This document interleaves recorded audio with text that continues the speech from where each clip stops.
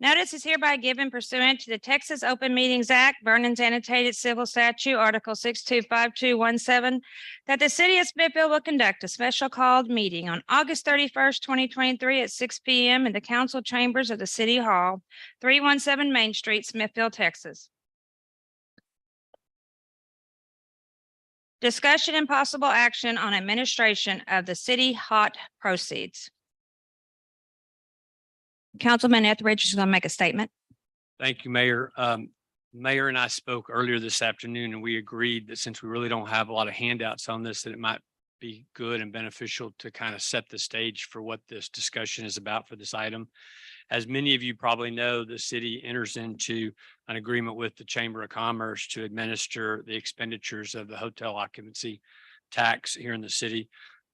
That agreement imposes on the chamber fiduciary responsibility to manage the expenditures of those funds. Those are paid by local lodging properties, short-term rentals, Airbnbs, hotels, etc. Currently, the dollar amount the city receives and passes on to the chamber is, I think, about $45,000 or $50,000. This last budget cycle, we anticipate that would reach $65,000 or more next year with the implementation of this new system to add some registration in short-term rentals and the collection efforts. I think it's commonly known in the community that the chamber has some governance and financial challenges right now. I think it's worthwhile for the council, in order to fulfill its fiduciary responsibility, to consider whether it's appropriate to continue to have that agreement in place given the conditions there. I think the things that I have been made aware of, and I invite the speakers to speak to, or colleagues to speak to, have to do with the dysfunctionality of the board. There tends to be, or appears to be, a bitter division among the board, primarily focused, I think, on the existing executive director, whether that person should stay in that position or not. There's also been some pretty high profile recent resignations from the board, most notably the treasurer. There's been references in writing from some of those that resign that the chamber is near and approaching insolvency. And so from my perspective, I think that it makes a lot of sense for us to evaluate whether, we can continue to support that agreement given the condition of the chamber today. So that's just kind of my perspective on it. I don't want that to be the official position of the council. I just felt like it was important to kind of set the stage and then pass it back to the mayor to solicit other input.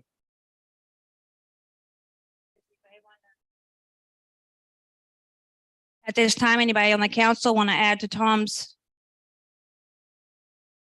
Mayor, just one quick comment from my perspective. It's not our right to tell any organization how to run their business, but we have a fiduciary responsibility because we watch over the citizens' taxes, taxpayer money. So we have to make sure that when we allocate that money out, that we know it's going to be handled correctly. So that's where I stand on that.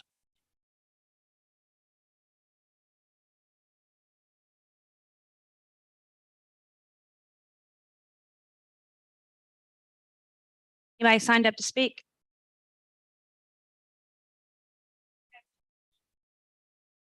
Hi, Jenny, come on up.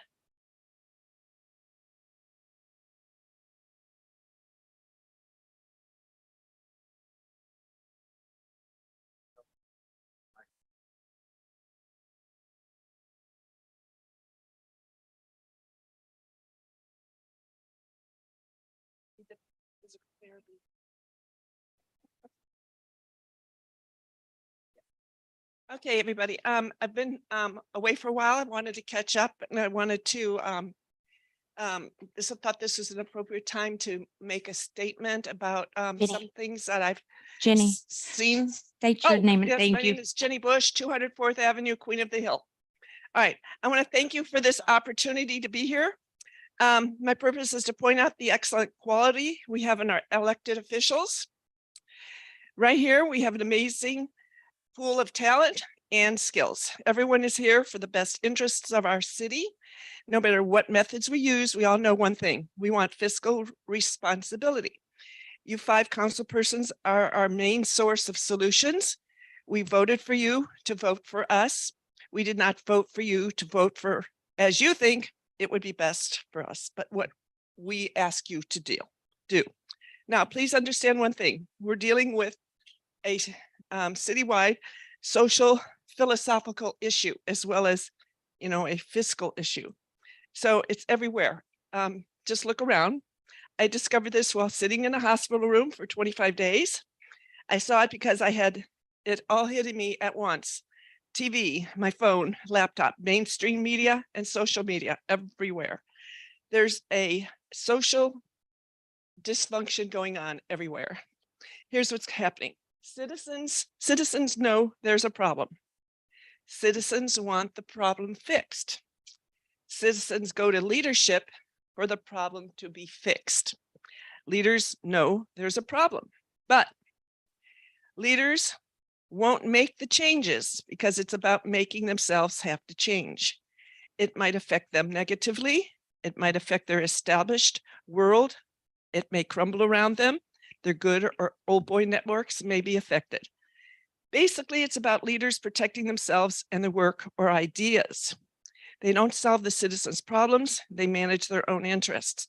Let's not see that happen in Smithville. That must not happen. So please go to all your meetings with the interests of our town first, the citizens first, how much work it will take from you last. And we expect a zero balance budget, knocking down those old walls, get new ideas for revenue, and get rid of established processes that don't work, maybe in expenses or even some of our other areas that are not mentioned here. Let's rebuild our town and make it great. You are the point runners here, and you know the problem. You fix it and break through the obstacles, and we'll support you. Thank you. Thank you and welcome back.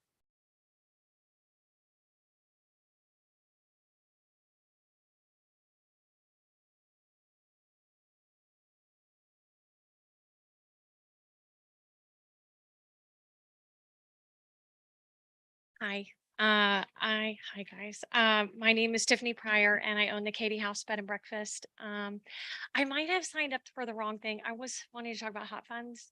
Was that okay? Okay, that was it. Okay. I wrote something and I don't know if it's appropriate to read because what I don't want to do is bring up old stuff. I want to move forward in support of what you. Oh, sorry. Okay. Okay, I will. Okay. I stand before you today to first and foremost thank you for continuing an open discussion of the hot funds, including oversight, management, and allocation of the dollars collected. I am hopeful for the future of lodging establishments in Smithville and their success because of the city's support.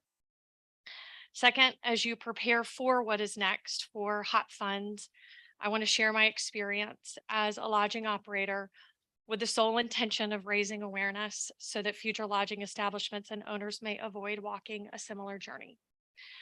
Within 6 months of purchasing the Katie House in December of 2019, I began asking questions about hot funds to the city, county, and state. I tiptoed through various conversations with the chamber, county, and city with a request to better understand where the dollars were being spent. I have been repeatedly told it is being spent where it's supposed to. It's not that much money. And there's nothing to be concerned about. Followed up by no specifics, no reports, and very little marketing proof. Most conversations I have felt dismissed, so I have become quiet. By February 2022, I requested to meet with Robert, April, and Joanna to discuss my growing concerns with hot funds, among a few other things. My main concern is the Katie House receives very little revenue from city tourism events and the lack of lodging promotion in alignment with these events. There was a commitment to provide specifics regarding funds. However, that was never provided.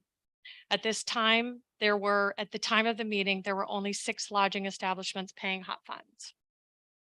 By June 2022, the Smithville Visitors Guide was released, and absent in the guide was lodging. There were sections for dining, shopping, etc., all of which were beautiful spreads, but no lodging. I asked why lodging wasn't included and was told, I forgot. We can't make everyone happy. The solution: to place a sticker on the front of the guide to point to lodging in the directory.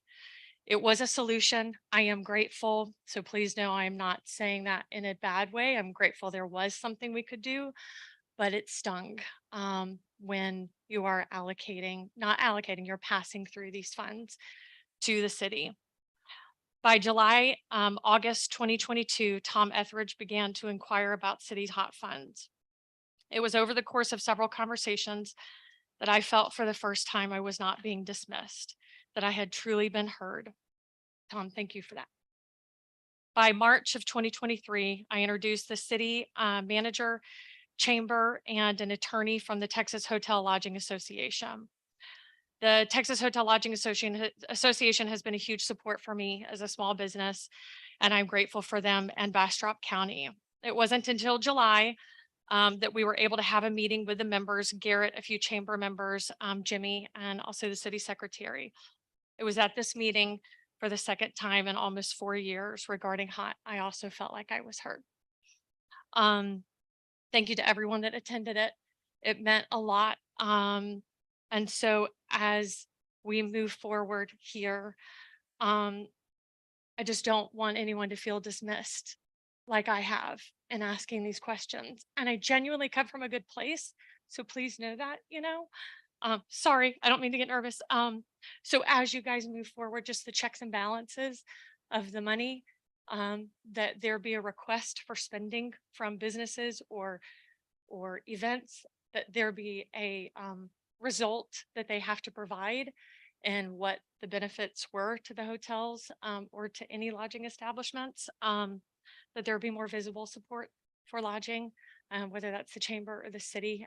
We've been fortunate enough to kind of all start to get together, us and Airbnbs, and just how can we support each other. So I will do my part, I promise.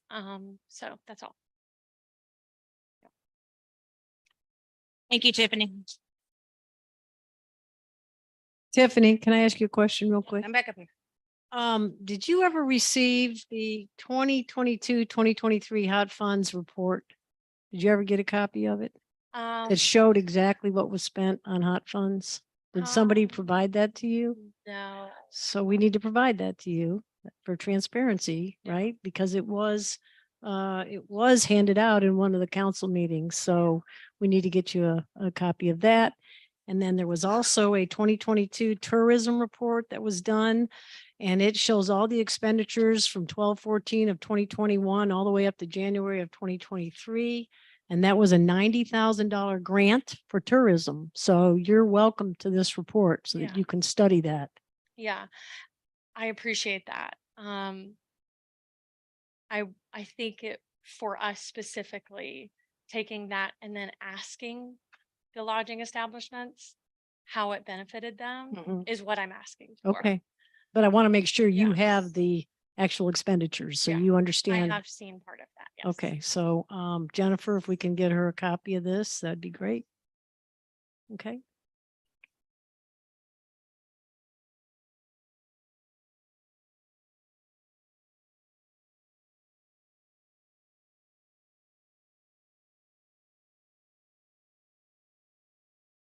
Thank you. My name is Nancy Katherman. I live at 1003 Nichols Street here in Smithville. I'm nothing but just a citizen of Smithville. I don't have a business here anymore. Do pay taxes and on several boards and organizations. One of the things that I'm taking this opportunity to talk to you about is something that has bothered me for some time, and some of you I have talked to about. I'm a longtime member of the Smithville Chamber of Commerce, and by long time, I mean 1971. I was also the first woman chairman of the Smithville Chamber of Commerce, and my business was a member from the beginning of time until we closed that down. The chamber has been very important to me. I've seen it go through, oh man, so many changes. those of you who are still alive, who were alive and are active, were active in businesses in the 70s, 80s, 90s, 2000s, know the various changes the chamber went through. We've had some great leadership through the years. In recent years, we've had excellent leadership as it was growing. What bothers me, and I'm going to ask you, is in one of the things I'll use some tough language here. One of the things I detest, absolutely detest, that I see in this small town right now is rumors. Rumors. If you're going to go around and slander people, and believe me, I know about slander and libel. I had newspapers. That's illegal. If you have proof that something had happened, it would be my observation that it happened under a former administration at the Chamber of Commerce. The Chamber of Commerce is under new leadership right now. I have seen no suits filed. I would like to know how many of you have actually audited the books of the Chamber of Commerce. I believe they're available. Are they available for auditing to city council members? Any member in good standing may request for information to see documentation. Thank you.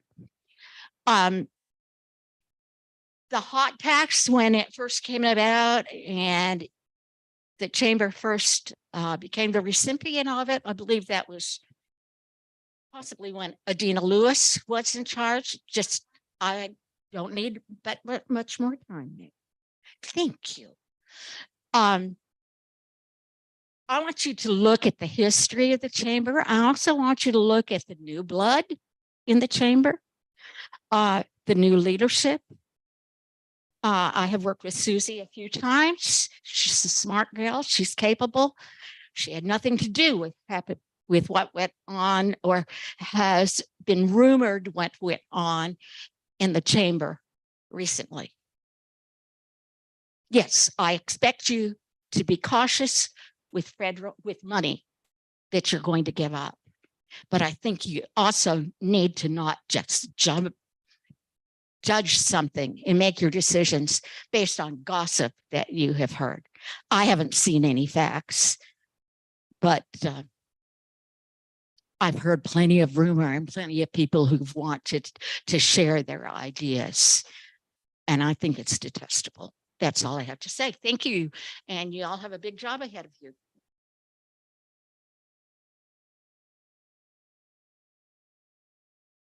Nancy, I appreciate your comments. I'm looking at a letter written by the former treasurer of the chamber, in which it says the chamber, quote, is quickly approaching insolvency. And despite my position as treasurer, I have little to no involvement in the organization's financial aspects. For the treasurer to not know the financial aspects. Excuse me, of the I need everyone to organization- speak into the microphone. The back room can't hear. If they can't hear, the people online can't hear. Sorry to interrupt. Thank you. Okay.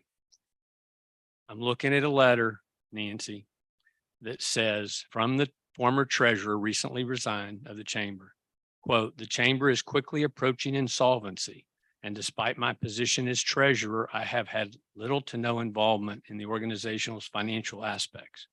I also know for a fact the chamber bylaws provide until recently for the executive director to also be the treasurer. I also know that I have met personally, and Susie can attest to this. Gina Bear can attest to this. Mr. Culberson can attest to this. I have reached out personally and met for well over a year on many occasions with the chamber and offered my support. I attended some workshops for rewriting bylaws, and I think the progress made towards duplicating the Bastrop County version is a great first step. We are not here, as Councilmember Jameson alluded to, we are not here to govern the chamber.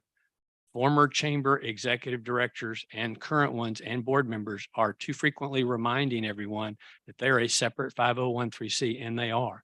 The governance and the financial condition of the chamber is the chamber's business. It doesn't mean that I and this body and this town doesn't regret the situation and that we're not here to help. We're here to administer hot tax funds. Those funds belong to the citizens of Smithville, not to the chamber.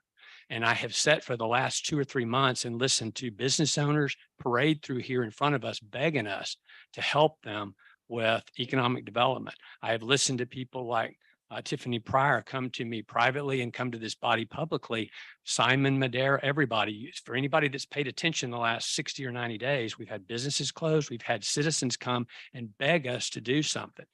The fact that we are debating what to do with the hot tax on the same night that we're considering more attention and a better focus and strategy for economic development is coincidental. That's all it is. There's not necessarily a tie between the two. We are going through a budget process right now. We have a revenue problem in this town, not necessarily an expense problem. We have employees that have been underpaid. We have utility rates that have to keep going up for citizens because we don't generate enough revenue. We have got to find a better way to grow. Monica mentioned the other day, and I apologize, Monica, I meant to call you. It wasn't my finest hour to dismiss you like that, and I apologize. I have tried to get business owners on Main Street to do something. I just think this is long overdue. This discussion is long overdue, and I'm not going to sit here and let citizens continue to come to me begging for solutions, and us not, and me at least, not try to advocate strongly with my colleagues to take some action. And as Nancy said, or as Jenny said, not be afraid to change. Just because we've always done it a certain way doesn't mean it's the right way today. And I'm not trying to be critical of prior leaders. Those are different circumstances. I can't question them because I don't know what it was like at that time, but I kind of know what it is today. And we need to be willing to have the courage to change things. So I want to make the record clear. It isn't just rumor. I agree with you. There's a ton of that. When I asked questions about a $470,000 budget for the library, everyone just assumed I didn't like kids and books and wanted to shut it down. People need to be able to ask questions up here on the dais without everybody taking it personal. Okay. It's not about Jill. It's not about Robert. It's not about anybody. We're trying to do the people's business here. Thank you.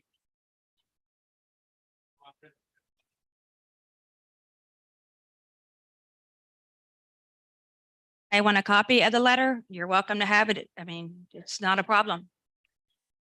Made up your mind for what, Nancy? I don't understand. Wait a second. That's come up to the, that's not fair. It's not fair to say that all I did was provided evidence. You were the one that introduced the notion that there was no facts there. I want to make sure you understand there are facts. I personally have sat across from individuals on the board and been told, I also have a copy of the letter. If you're telling me that this is a forgery, then do that. I'm just providing evidence. Okay, well, you said that this is all innuendo and that nobody has any facts about this. Okay.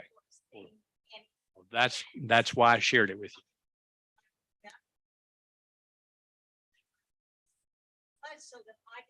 Please come up so people can hear you. So Come up you're to a the board mic. member and you don't know who the treasurer of the chamber was?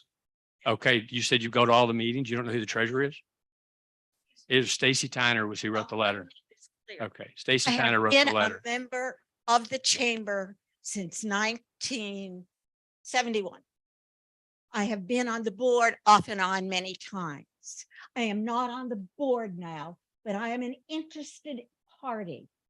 I am a member. I've had a business in town. I have experience with the chamber. I don't understand why this hasn't come up before if it's now going on. And as I said, I am not. All I'm hearing is from people who have approached me and given me, some of them in this room right now. So are you saying that you have not recently attended board meetings in which there was I clear, attended one let me ask a question. There was clear evidence of dysfunctionality. To me, there was. Okay. Did you make statements to that board member about? Yes, the I did. dysfunctionality? Okay. Would you consider that evidence that there's dysfunctional since you witnessed it firsthand? I was more concerned with that one of the members that was not a voting member was making some demands out of order. You, since you were there in person, have you witnessed and experienced that there is a divide, a serious divide and a bitter divide among the board about whether to keep or to terminate the executive director? Have you witnessed evidence to suggest that there's a bitter divide on the board about whether to keep the executive director or to terminate the executive director? By some behavior, but basically none of the board members that were there really had much to say. So do you consider that functionality or dysfunctionality? Well, not having been to boards before and not knowing how these people all interact together, many of them who I had no idea who they were, I can't judge if they're functional or not functional. I can tell you that when I observed the way the current director conducted the meeting, I think she did an excellent job on controlling the meeting. The topic of hot tax. Thank you. Yes. Thank you. Thank you. Madam Chairman, Go Thank ahead. you for filling me in through the years.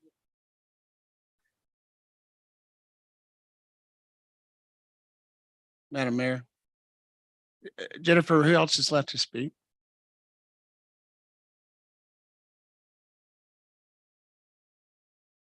That wasn't what I was sure of. So I think it would be great for us to hear from Susie. So thank you. Before we start that, can we open back up for council discussion on the hot tax, please? We just finished finished with all the citizen comments, and so we'll go back to the council. Each one of you will have a comment. Go ahead, Mitch. I don't have a comment. I don't understand what we're doing. Is Susie a citizen comment sign up or is this a planned No, presentation? she just wants to make a comment. You're going to comment, or do you have a presentation? Let's have your presentation and then we'll open Then back you'll up. open it? Okay. Yes, please. Okay, I didn't know there was a presentation on the agenda. That's what I'm asking. Yes, it's on the hot tax. Discussion and action on administration of the city's hot tax, and she administers the hot tax because it goes to the chamber, so she's going to fill us in. Does that make? Problem with it, I just Okay. didn't understand the way the agenda was structured. Thank you. Wow, we can only go up from here. I'm Susie Cannon, and I'm the Executive Director of the Smithville Area Chamber of Commerce since January the 9th of 2023. And I was asked by the city manager to put together a presentation regarding HOT funds. HOT stands for Hotel Occupancy Tax. So I will kind of walk us through that. Let me interject to clear this up. There was a request made by council members regarding the amount of hot taxes that have been spent since January 2023. That was the impetus for this presentation. That will be discussed about how the hot tax has been spent since the first of the year. Was that accurate? We had that discussion during the workshop? Okay. Well, things are coming 90 miles a minute here lately, so now you know. It's not a criticism, Robert. I'm just trying to understand. I thought she was having to sign up as a citizen comment. And now I see a presentation back here, which I didn't know was coming. Yeah, thank you. So I will just share for a little bit of perspective that I worked at the chamber from January of 2022 to June of 2022.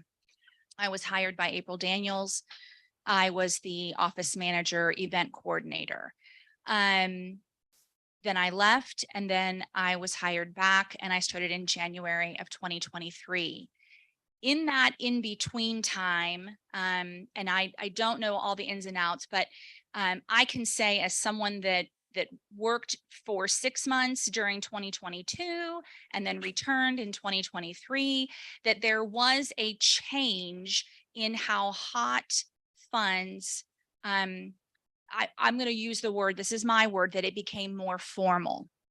So the order that my slides go in. So some of this for some of you it might be new information. And for others of you, it might be old hat. You may dream about this stuff, but we're just going to walk through it, because if I get too much off script, then I'll really get off script. So we're just going to stay with my presentation. I do want to say thank you to Becky Womble of the Bastrop Chamber of Commerce, who has invested so much time and money mentoring me. She is a longstanding chamber professional, nominated this year by the Austin Business Journal for CEO of the Year. And the Bastrop Chamber does not administer hot funds. That's handled probably by Visit Bastrop. But I've been able to attend 2 different conferences that has positioned me to get some information, help, guidance from other chambers of commerce who are the delegates for hot funds. So that's where a lot of this learning has come from, as well as I brought with me this evening. So here is the tax code. And also I relied a lot on a handout from the Texas Hotel Lodging Association, which Tiffany mentioned. So in the state of Texas, the municipal hot occupancy tax is governed by section 351.001 of the Texas tax code. This tax is imposed on the rental of hotel rooms and certain other types of temporary lodging accommodations within the municipalities. So this does apply to all of our Airbnbs, and it applies when it's a 30-day length of stay or less. So anytime it goes longer than 30 days, there is no more hot tax. Next slide, Jennifer. Thank you for helping me with that. Okay, so use of local hotel occupancy tax revenue. So there is a 2-part test. When you go to spend the funds, you have to meet, this is criteria number 1, and which says first and every expenditure must directly enhance and promote tourism and the convention and hotel industry. So tourism, we're talking about attracting people from another zip code into our zip code. And then for our purposes, we don't have a convention center, but we can substitute everywhere we see that this evening during our discussion, we can safely substitute the word lodging there, short-term lodging. So every expenditure must directly enhance and promote tourism and the convention and hotel industry. And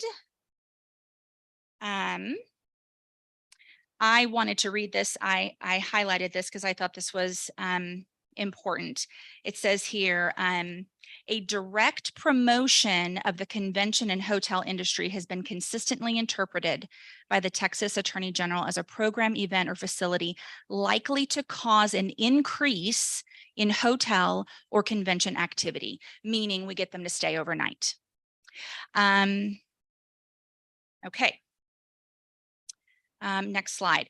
So now we go into criteria number 2. So we have to always meet criteria number 1, and then we go, this is step number 2 of the 2-part test. Criteria number 2, every expenditure of the hotel occupancy tax must clearly fit into one of the 9 statutorily provided categories for expenditure of hotel occupancy tax revenues. So there's 9, and we're going to walk through them real quick. Category number 1, funding the establishment, improvement, or maintenance of a convention center, which we don't have, or a visitor's information center, which we do have. And I just want to say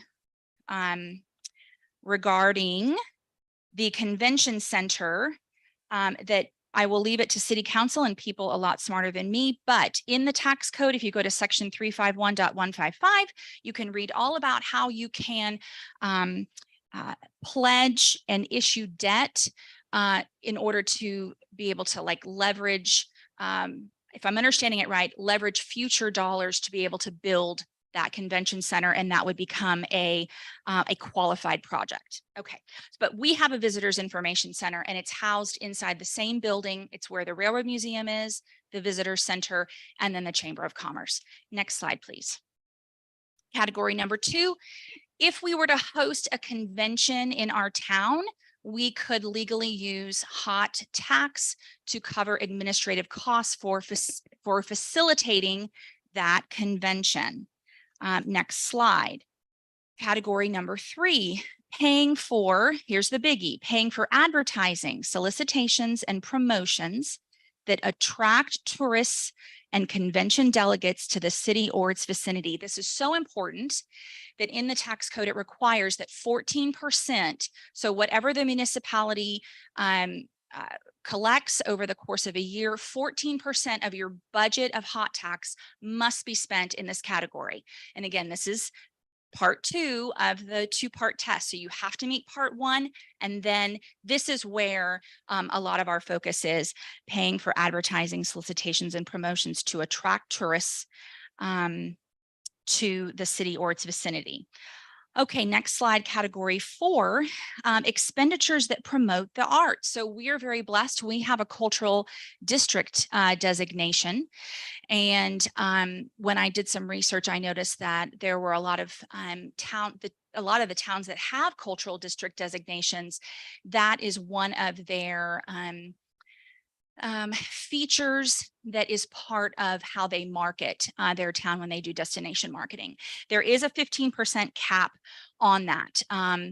The arts, if you read the tax code, it's very broad. It could be anything from pottery to live music, but there's a cap on that.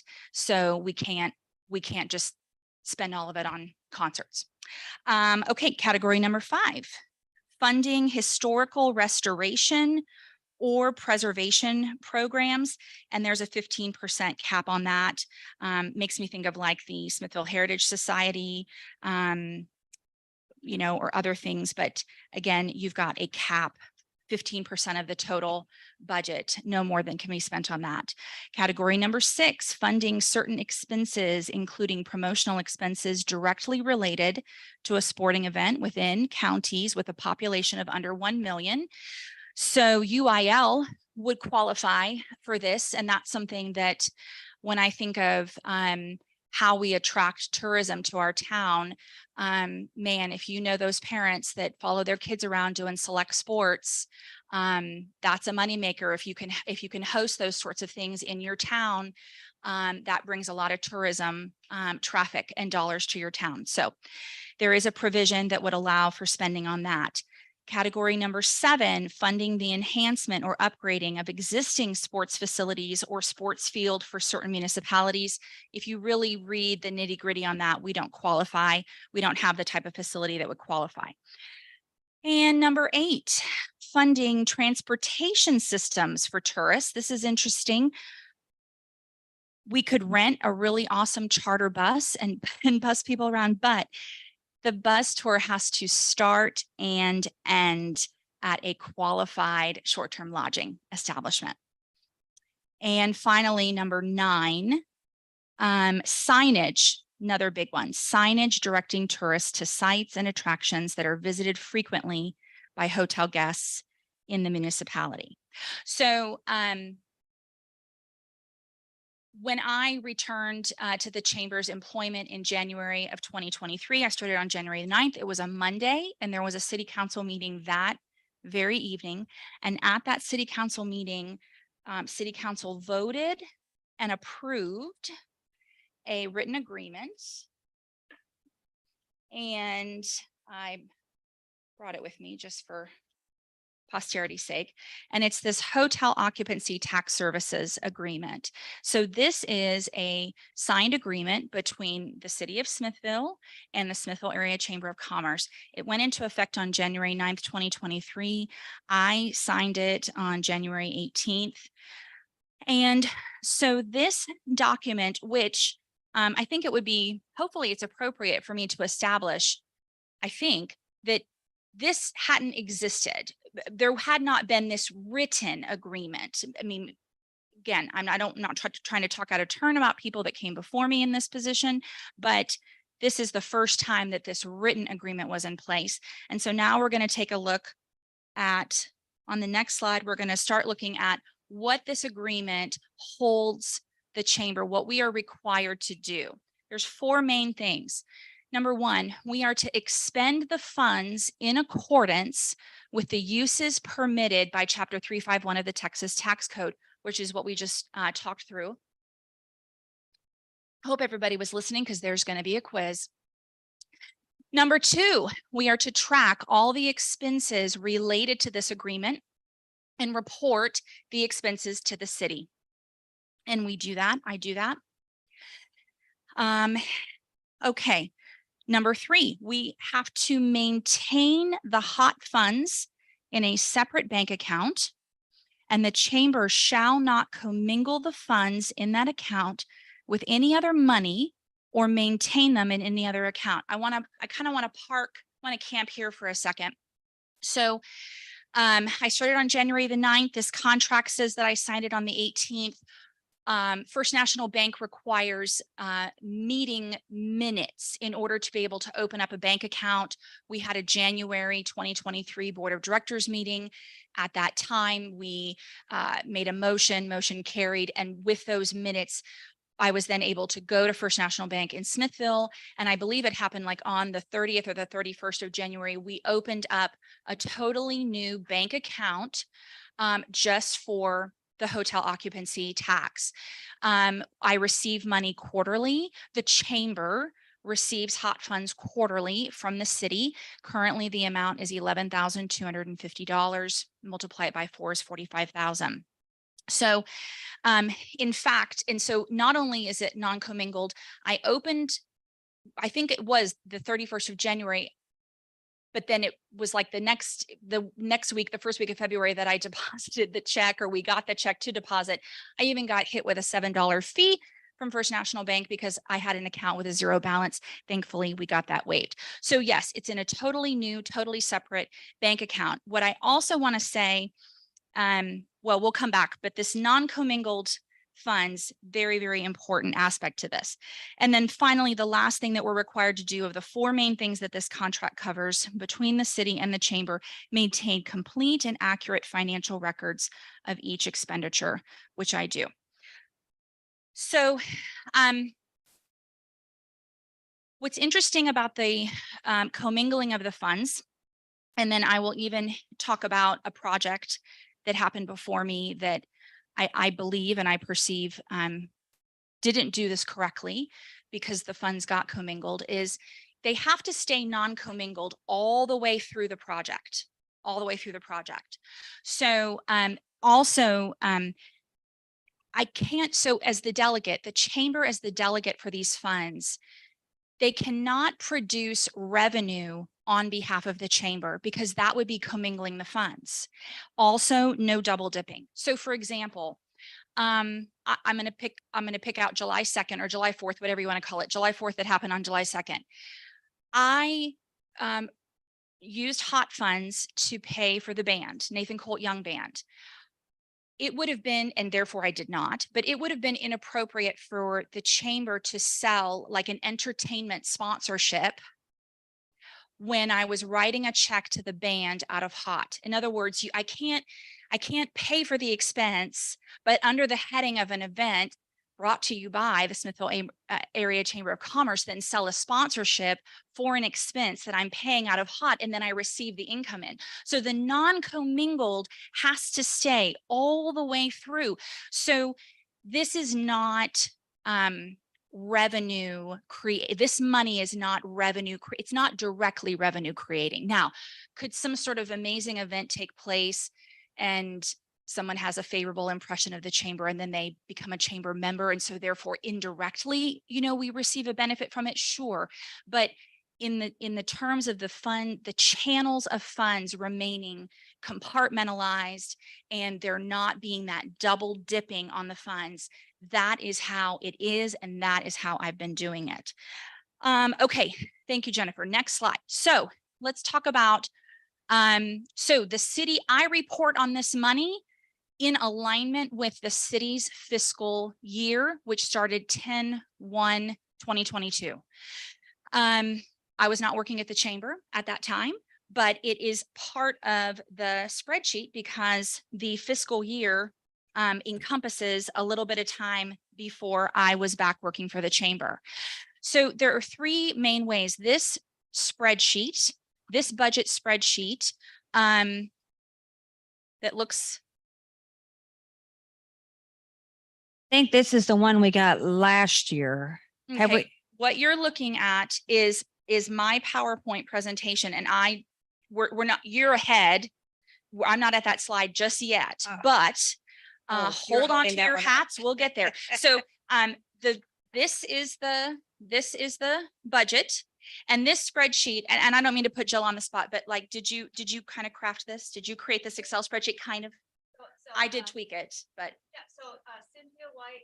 Microphone, please. sorry. So Thank you. Cynthia White, Robert Campbell, and Gina and I worked together on that spreadsheet. And I was the one who did the Excel stuff because I do that. But everybody put their input on how it should look and how it should come back to the city and how the chamber should take care of it. And that all happened before I started on January 9th. Yes, yes. Okay. So I have, I did tweak it some actually, but by and large, this is that format. And there are three main categories of spending. They are visitor center, destination marketing, and tourism events. Okay, so to date, under the visitor center heading, $15,434.25 has been spent, and that is comprised of brochures, producing the Smithville 78957 magazine, and then some distribution shipping costs related to distributing the 78957 magazine. So since I've already alluded to it, I'm just going to jump right in and say this is a perfect example of a project that under the new understanding of hot funds and all that the tax code implies and how it needs to be administered, I believe that this project was done incorrectly, and this is why. There are two, sorry if you, okay, and I can make a copy of this. The 78957 magazine cost total $15,096.25. Of that, $7,427.25 was spent in fiscal 2023 quarter one, which would be October, November, December of last year. Of 2022. Of 2022. Yes, Right. ma'am. Fiscal year 23, but Going quarter forward. one, yes, quarter one of the fiscal year, October, November, December. Now, what does that $7,427.25 comprise of? It is some money on photography, and I can get these. I didn't bring it all, but I can get it. A little bit of money on photography, some money to Sarah Tompkins, which is Dose Designs, to be the graphic designer, illustrator that created the layout of the magazine. And the majority of that money are commission checks to Debbie Denny Media Solutions, 30% commission for selling advertisements. Okay. So here's where the non-commingling did not happen. Now, to be clear, this contract had not been entered into. That didn't happen until January 9th or January 18th. The bank account didn't happen until January of 2023. And you'll even see on the spreadsheet that it indicates that that first installment of $11,250 went into the general fund, the chamber's general operating fund. It did not go into that separate hot account. But what happened is that ads were sold for that magazine. All of that money comes in as revenue to the chamber. Then 30%, there's a 30% kickback to Debbie Denny for being the project coordinator and for selling all those ads. And so therefore, then on the expense side, that was billed as hot, but the chamber benefited from the revenue of selling advertisements in that magazine. That is now I will say I am standing here on the green carpet and saying, I don't think that the person that managed the project, Debbie Denny, Gina Bear, whoever, Jill's name honestly is in that magazine too, to whatever capacity. I don't think that they knew, but hot funds were not being compartmentalized and separated out until January of 2023. It started coincidentally with me taking this job.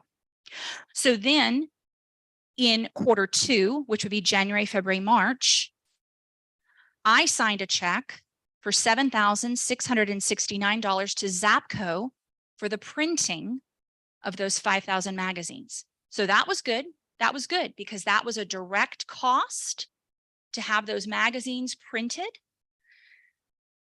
And that was paid for with HOT. So that is an example of the commingling versus the non-commingling. We're headed in the right direction. Next slide. Okay, so those are my comments on visitor center, and that to date we've spent $15,434.25. All right, next category, large category, 3 main categories on this budget is what is described as destination marketing. So for destination marketing to date, $11,225 has been spent in destination marketing. That is comprised of these sorts of expenses. There is a Visit Smithville website. That is separate from the Chamber of Commerce website. The Chamber website is smithvilletx.org. Visitsmithville.org is the tourism arm, shall we say, and that website is built and managed. So those fees would be for someone to manage it, make updates to it. There's also a Visit Smithville Facebook page, a Visit Smithville Instagram page. There is a billboard on Highway 71 near to La Cabana. The city and the chamber split that expense. Other social media, those could be if we pay for like sponsored or boosted posts. Now, also, we're not talking about chamber Facebook posts. We're talking about Visit Smithville posts. So that is going to have a tourist and a visitor's lens on it. It's going to be come to Smithville and here are the amenities that you can enjoy. Also, our lodging needs to be front and center because what we're talking about here is a tax on lodging to promote lodging. So also in this category, graphic design, like if some sort of, poster or something needed to be designed by, I'm teaching myself Canva, but it's a slow go. Digital or print ads, that could be buying ad space, either digitally or in a print publication. And then there was a line called community event sponsorships. An example of that was $500 was spent fall of last year to be a sponsor of the music festival that took place in downtown Smithville. So that is how destination marketing has what it has been comprised of thus far. And that's that is what has been spent in this fiscal year. Third and final category is tourism events, or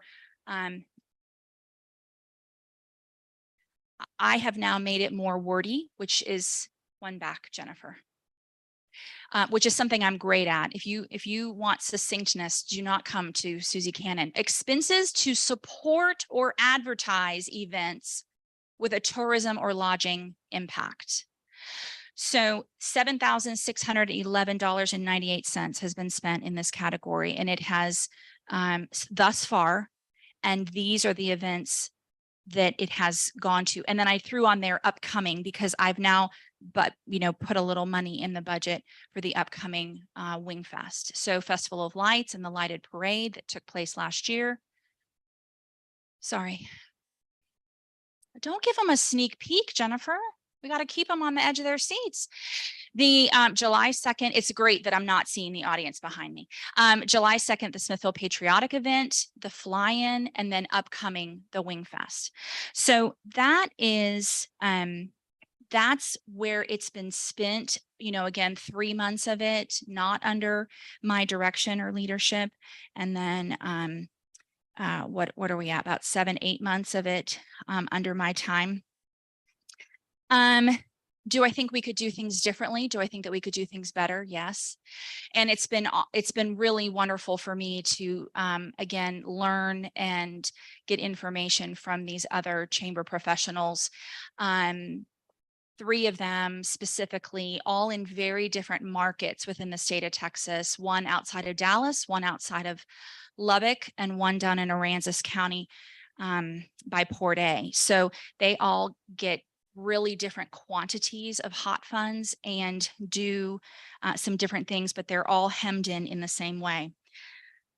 So we have, okay, so next slide, Jennifer, thank you for hanging with me. Okay, so this is the spreadsheet. This is what I was reading off of, and I can make copies to anybody else who wants that. And so again, you can kind of see those 3 big sections: visitor center, destination marketing, and tourism events. Okay, next slide. So Visit Smithville. So this came up. I personally do not know when the Visit Smithville website was formed.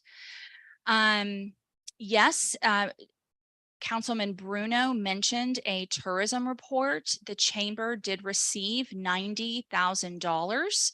That was ARPA money, and that's all before me. So to the degree that I can speak about that, I was employed by the chamber in that other capacity for part of that time, and then that report exists. But one of the missions of receiving that $90,000 was to build out more the Visit Smithville website.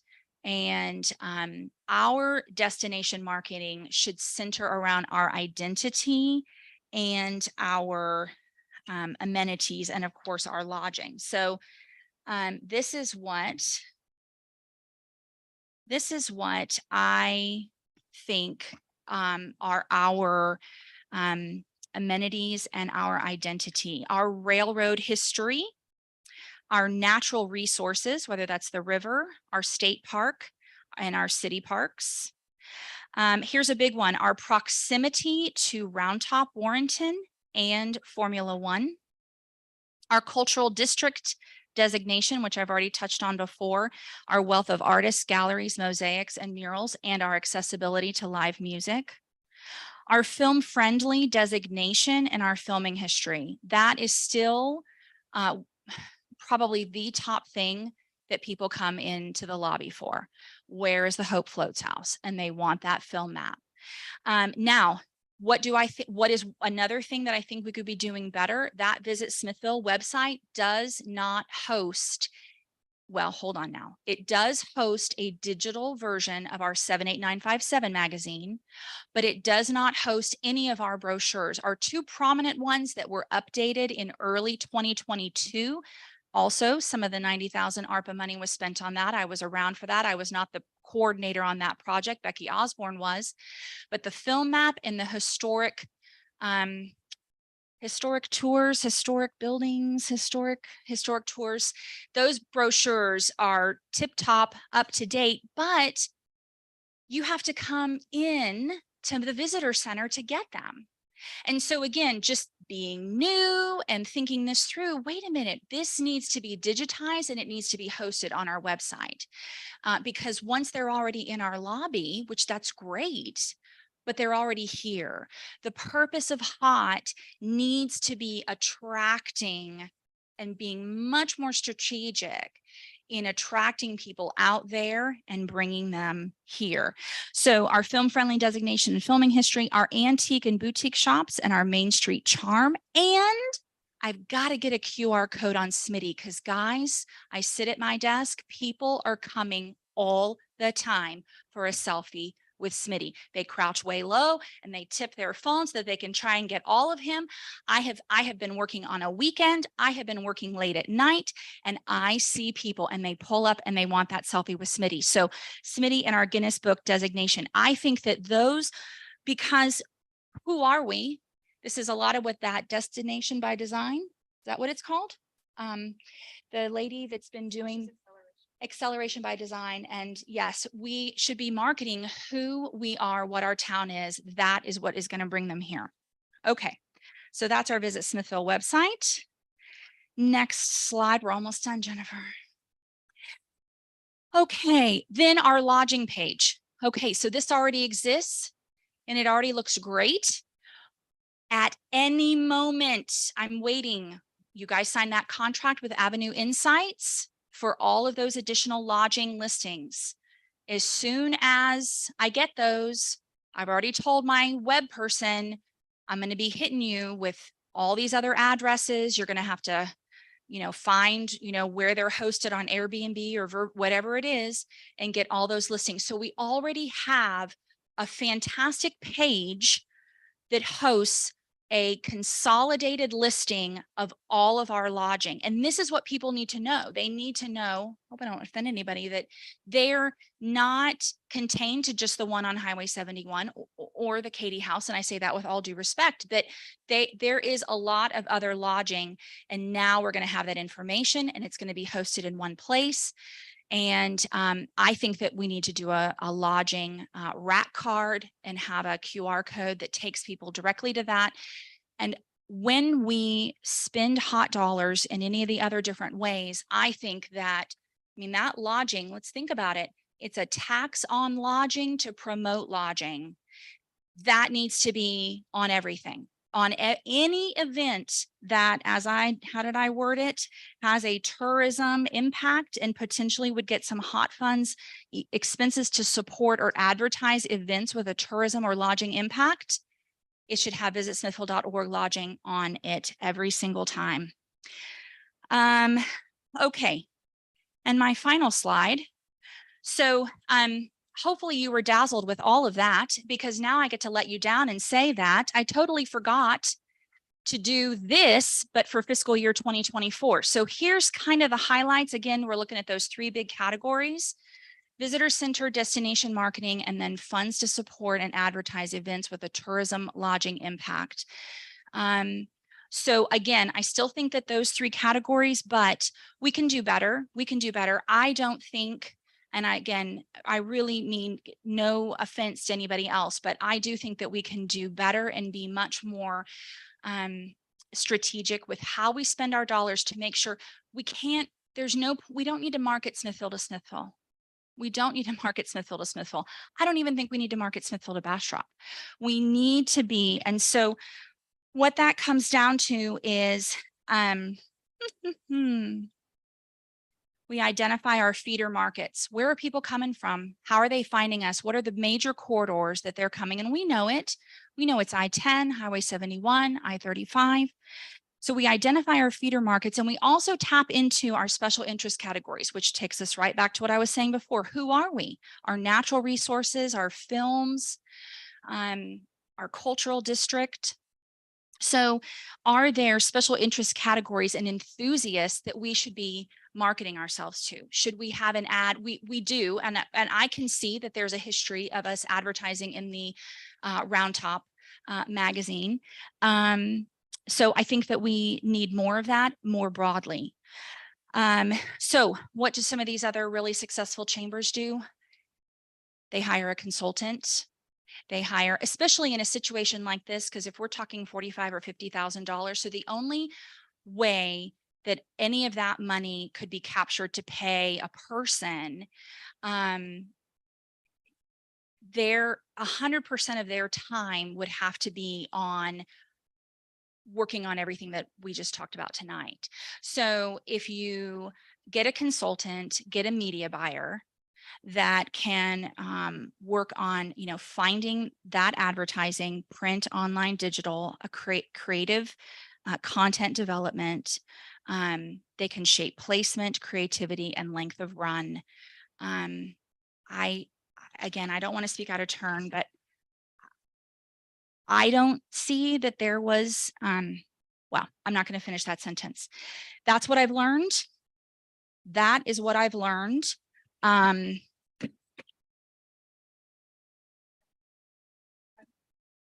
Yes. So go ahead. Are you through? Yes, I think so. Thank you. Behind every amazing executive director, our amazing board members. Where does this tax come from? Let's get to the root. It comes from our short-term lodging operators, the people that run these establishments that are hosting these people. That's where the tax is generated.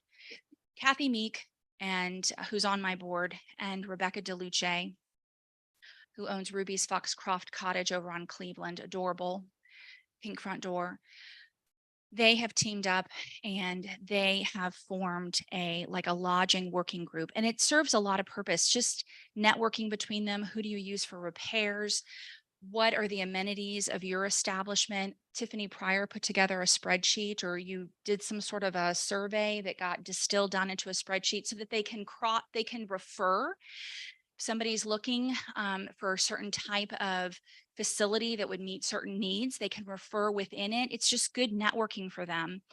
And so I suggest an offshoot from that short-term lodging working group would be a tourism committee. Thank you. I would have forgotten this, and this is super important. If you haven't, this is the Texas Hotel Lodging Association, what cities need to know to administer municipal hotel occupancy taxes. Reads a little bit easier than the tax code, and I've read it several times. And two of the other chambers that I've liaised with on this topic have tourism committees, and I want to read. So what they do is, and they get a good cross section. It includes the city, the chamber, and this tourism committee. I'm just going to read this because it's better than my words. It says, communities with successful tourism promotion programs generally award the amount of hotel occupancy tax by the proportionate impact on tourism and hotel activity incident to the funding request. In other words, this tourism committee would review and decide on funding requests. So now the chamber does not have to put on 67 events a year. Other groups can put on something and they would fill out a funding request. And here we go.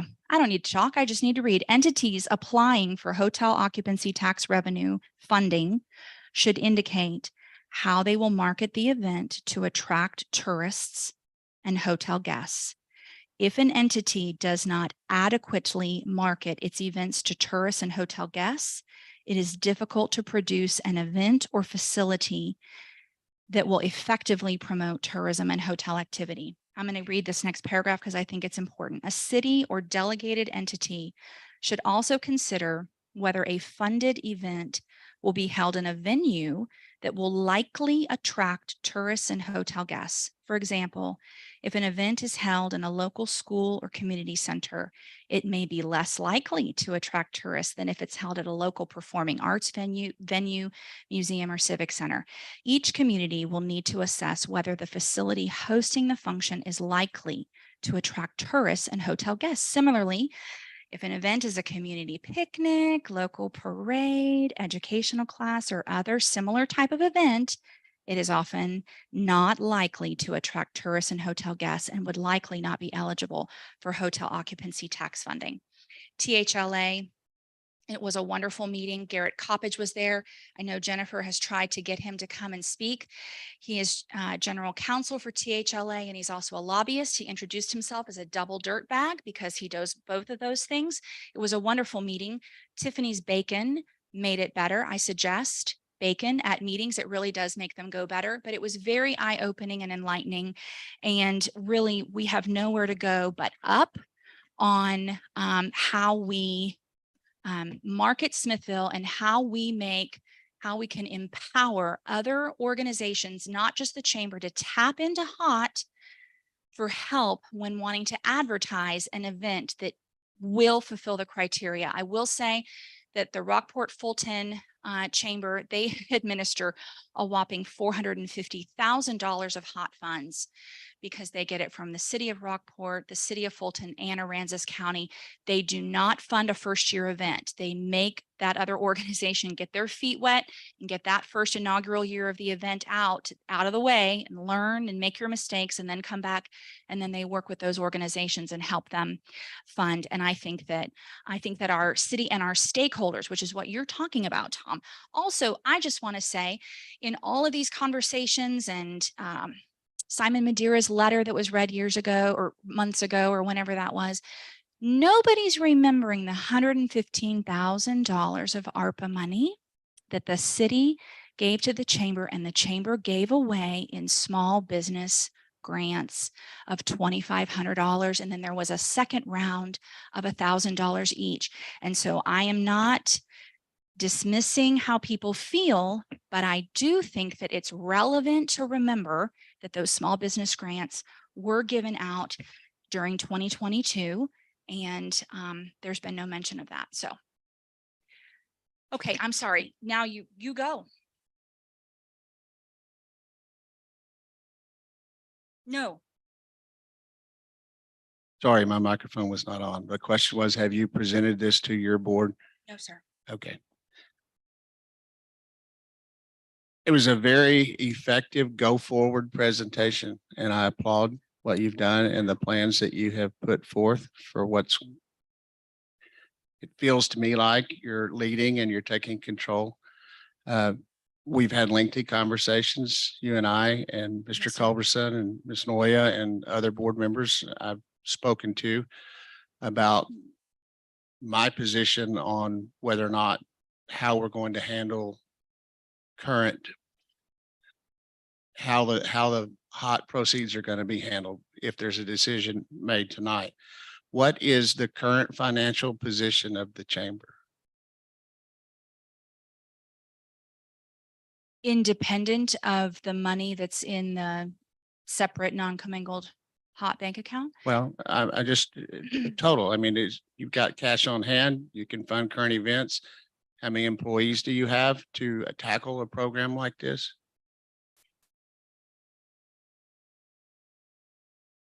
I really want to answer all your questions. I disagree. And I take offense and I publicly mark it as inappropriate. And I did not receive it personally. And the people that love and care about me have not shared it with me. And you don't need to either. Stacy Tyner's letter. I call it inappropriate. I call it inciting division. And it could have been handled much better. It could have been handled much better. I refute that the chamber is approaching insolvency. No, just so you know, I have not seen that letter. Thank you. So what I'm asking you though, as I make a decision on any motions that might be made tonight, I do need to know what is the current financial position of the chamber. Are y'all well-funded enough to cover ongoing operations? And the main question is, how many employees are you able to afford right now? I am the only staff person. I've been the only staff person since May 9th. That also makes me exhausted. It's not ideal.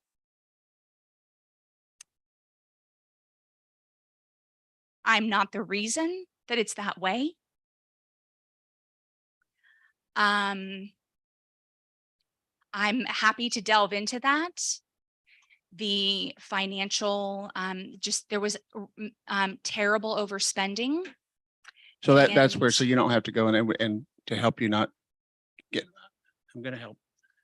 So you don't have to get emotional about that. Oh, well, that So happens. That's easy with me. Part of the conversations that I've had with you and others is if this event were to occur and we were to decide on allocating any city funds to any organization, I told you what I had to know. And if the chamber is not in a good financial position, then I think that at a minimum, you come clean with your members and maybe to us, if you're asking for support, is how did you get in the position? What has been done to fix it going forward? And if people were involved in a fiduciary position in oversight and did not exercise that right, that obligation to oversee it, then I think those people should not be in the chamber. And that's the position that I've made clear to many people. Yes, sir. So I'm not blaming anybody. I'm asking, what position are you in? You've argued a really good case about the go forward part of it, but I need to know the rest. Is it a viable concern or not? Is it something that we need to give time for the chamber to be able to resolve and get its footing? And then we discuss in the future about an allocation of funds. So this is a, If you're asking for me to quote like a balance sheet or something like that, so the chamber has debt. There's an SBA idle loan. It was taken out in April of the year 2020. I believe that was what, very early days of the pandemic. The face value of that note is 1099. We can call it 110. Payments were deferred, but interest was not. And payments were deferred for 30 months. Is that right? 2.5 years. And so payments kicked in. So currently about $117,000 is owed on that loan. And we do not have $117,000 in the bank. So we owe more. If everything were just to be liquidated right now, we owe more. But it's not like $10,000 to 117. It's not like that. Can we afford additional staff? I would say not right now. And that's a concern. That's a concern because I'm doing it all.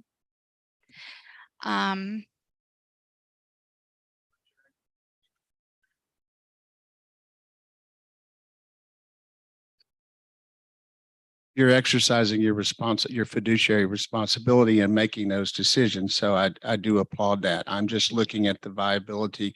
It sounds to me like there's a lot of work to be done to get everything in order so that perhaps that's the focus before we go forward on a more aggressive program. So that's my position on this at the time.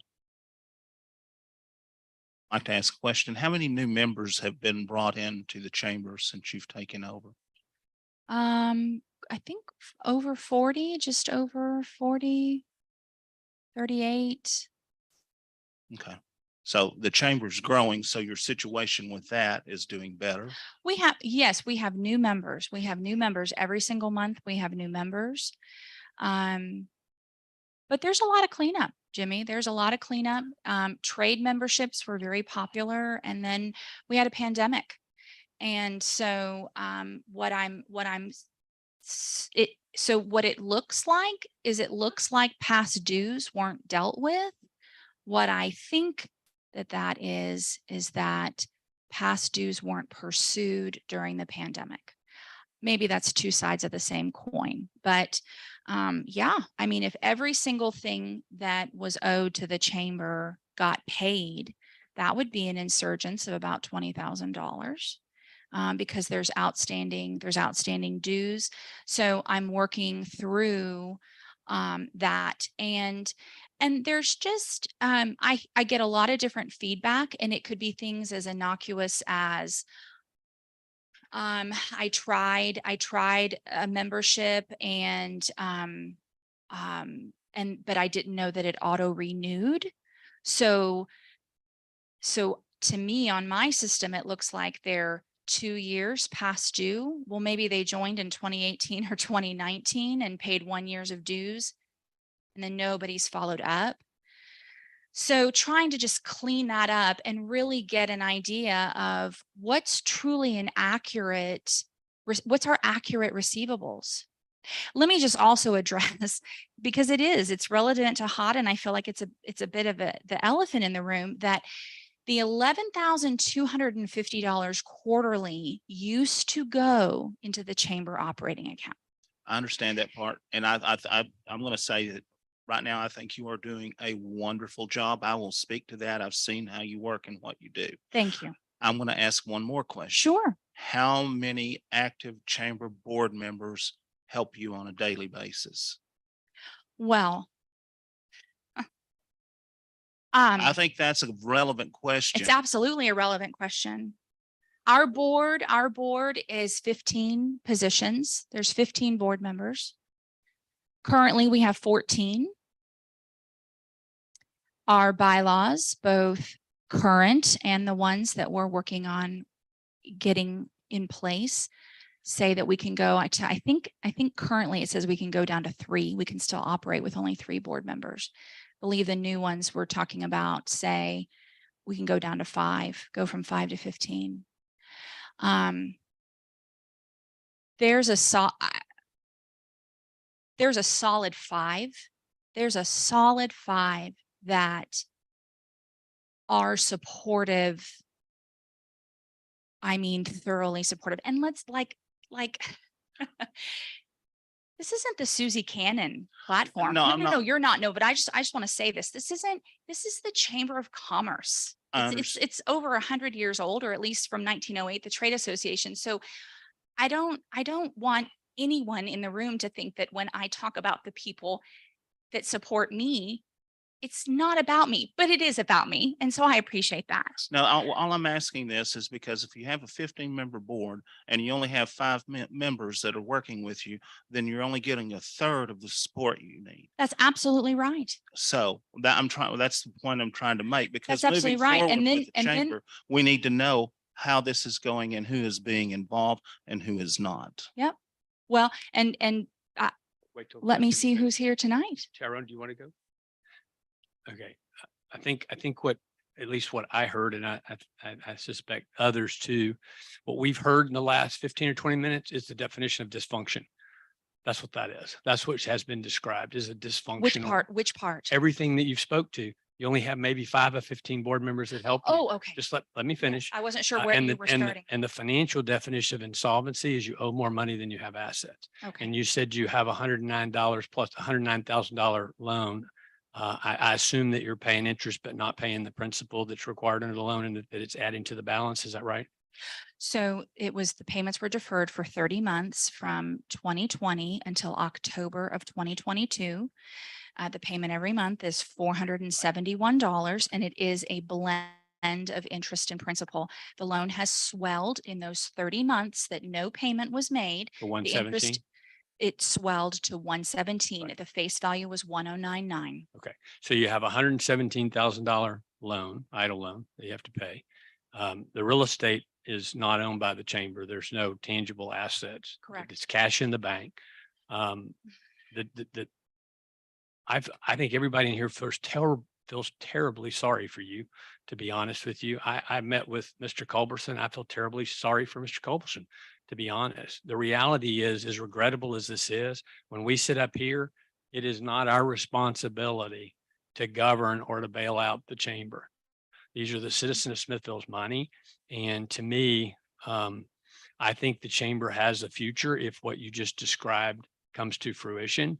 But I think I still stand where I was before, which is this is a highly dysfunctional organization with very, very poor governance in place, notwithstanding your valiant efforts. And I think the efforts of Mr. Culberson and perhaps others.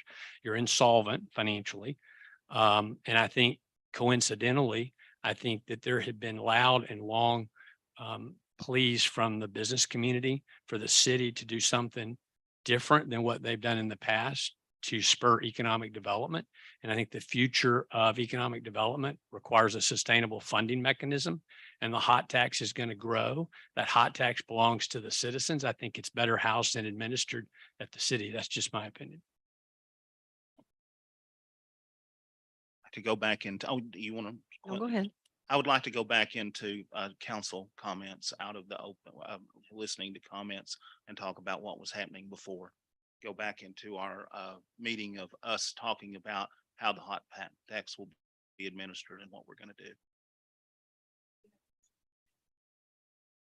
Thank you, Susie, for presenting. Very thoughtful, well thought out. I know that I've talked to you several times since you took over in January. And I know what challenges that you faced when you did take over. And You knew, I didn't know. I knew. I was sleeping better in January. It's August. I'm not sleeping so good these So days. I also remember when we received the delegate reporting back at one of our city council meetings, this was handed out showing what the hot funds delegate reporting was. I want to say it was the January because I went back through all my council meeting notes and pulled it for this evening. My question is, when I'm looking at the 4 categories or the 3 categories, visitor center, destination marketing, and tourism events, you had talked about the various 14% and 15%. So I was trying to figure it out here on my phone, but is that actually figured in here to where, okay, this is 14% of the hot tax that's authorized?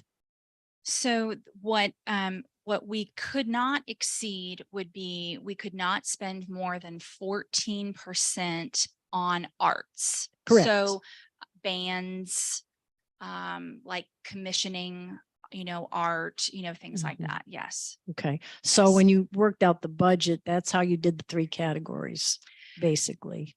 I am continuing with that same framework of the 3 because Okay. I think that they're relevant and they work. I just think that we could be doing,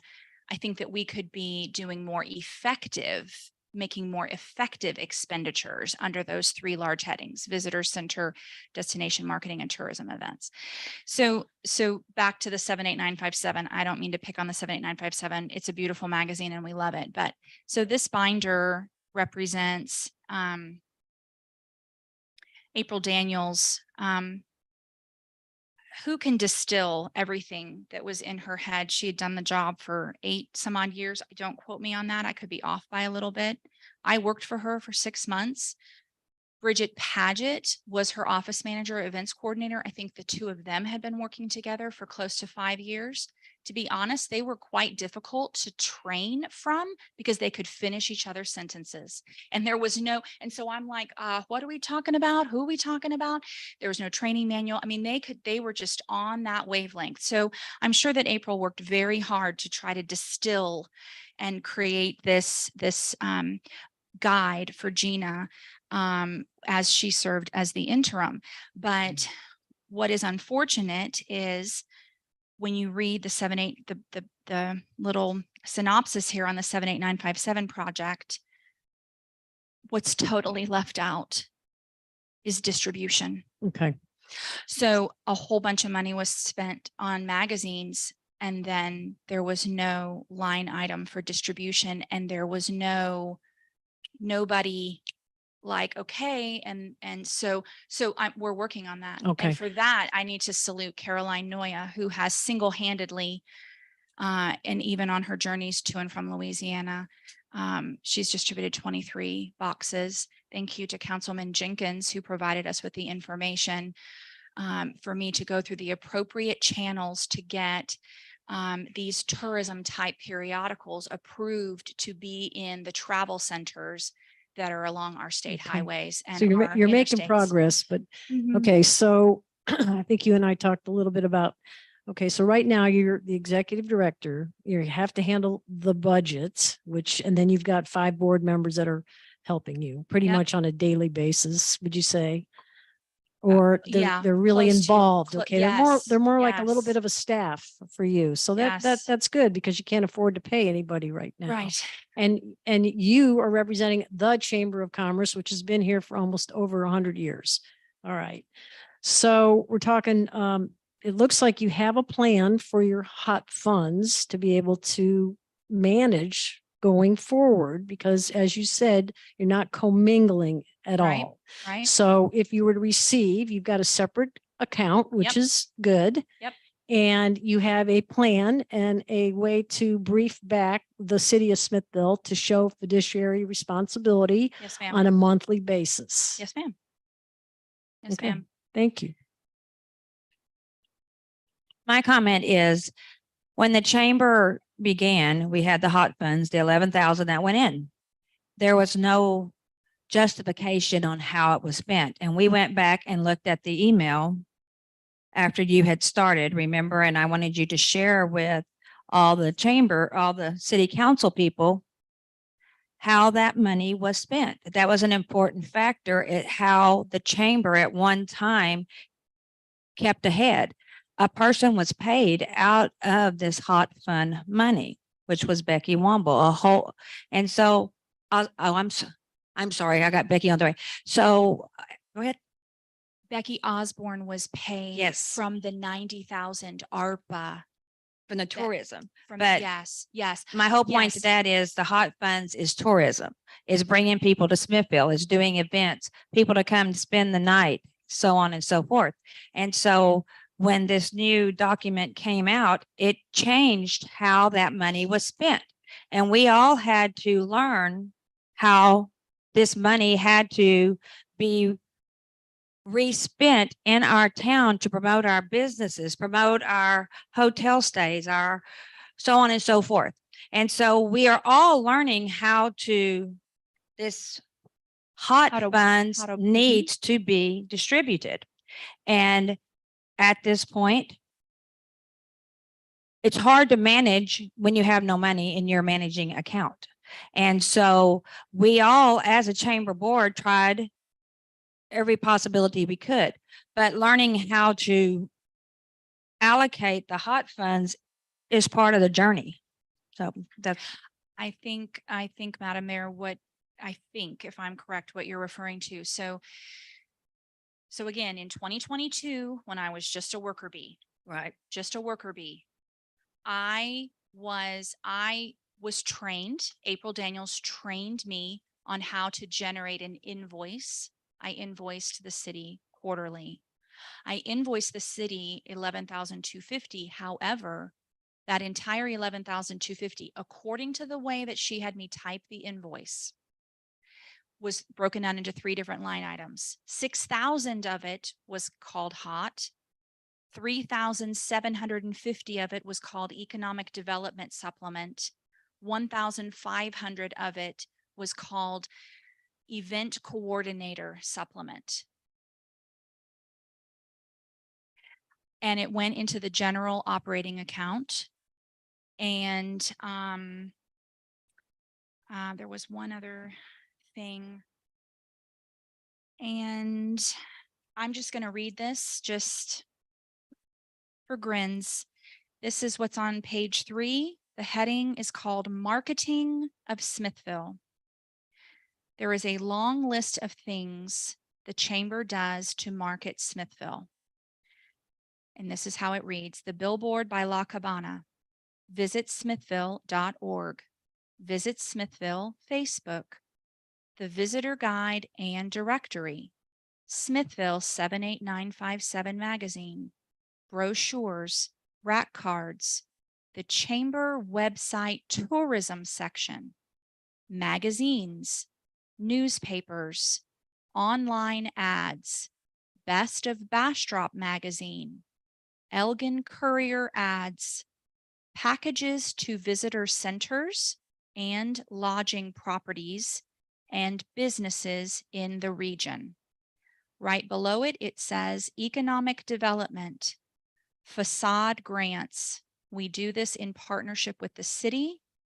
We will pay up to $1,000 in a 50-50 matching grant.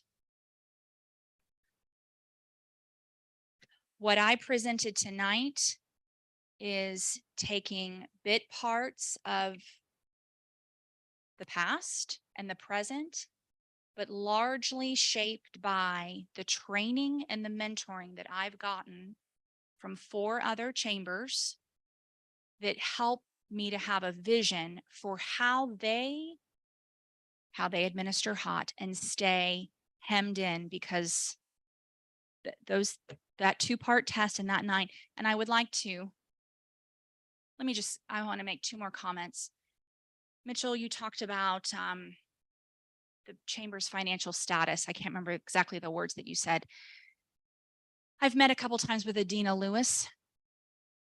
I have no idea if this was supposed to be confidential, but here we go, YouTube. Adina told me that back when she was running the chamber, that between her and what was the girl that worked with her? Micah.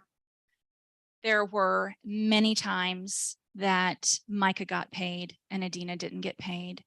And then later on, Adina would get caught up on her pay. So it's hard, you know, the chamber went through a fire, which in April of 2019, which coincided with this chamber choosing to change banking organizations. So I've thought to myself, like, what did the finances look like in 2014, 2015? Because large sums of money, the EIDL loan being one of them, large sums of money came into this chamber independent of membership revenue, independent of event sponsorships, because COVID changed our world and the federal government made funds available. So I'm not looking, I don't think what I'm able to look at is reflective. I'm going to say this. I don't know if it's reflective of the whole summary of April Daniels' leadership, nor do I think is it at all reflective of how this chamber has survived since 1908. I think that's all I wanted to say about that. And then to Council Member Etheridge, I wanted to circle back and comment and make sure it's very clear that I am not standing here asking for a bailout. Mayor Forster wanted me to many months ago. She said that she was going to see to it that I appeared before City Council during budget workshop sessions. She was very upset with the status of things at the chamber because of her involvement on the board and her close maybe relationship with April, or just what she felt she knew of April and how April ran things. And she said, we're going to ask the city for a bailout. Let me ask you a question. I want to keep this very objective, not emotional. A lot of emotion here, all warranted. Emotion is warranted, but it's an objective item on the agenda. Why do you think, in your opinion, with you being the only employee and no near-term prospects to have the finances to add any additional employees, a dysfunctional board, financial insolvency, if by definition owe more money than you have, and outdated bylaws, granted that you're in the process of trying to revise those, why do you think the chamber is a better place to administer the citizens $50,000 a year than the city would be? With its structured governance, its sound administration, its sustainable financial condition. Why would the chamber, why should we give our money, the citizens' money, to that organization versus administering ourselves? So you definitely portray a pretty hopeless, bleak situation, but I don't. Talking about, I'm not trying to paint a bleak picture of the chamber. I'm just asking a simple question, given those facts, why make the case for why we as the governing body should take the citizens' money and give it to that organization versus administering ourselves? Well, I would think, does the city have the capacity and the expertise, to do that? But the chamber is in the heart of the community. It's different than government. I attended TCCE, which is the Texas Chamber of Commerce Executives Conference. And there was an entire presentation about how this is really an opportunity for chambers to shine because people are having less and less faith in government, even at local levels. City council come and go. And the chamber is still there since 1908. And I do think that it will go on. It may look very different. And I may not be there, but I still think that it at its core it's a membership organization. It's a 501c6, not a 501c3. It's a membership organization at its core.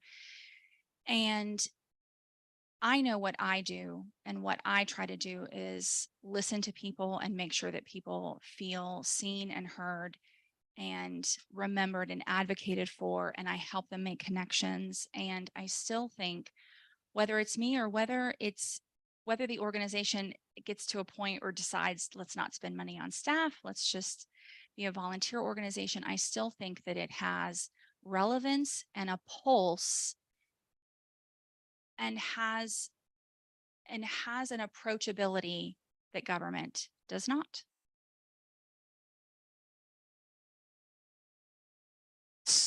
Thank you. I got a I'm question. gonna go have a DQ blizzard when this is over, man. I'm not a drinker, I'm an eater.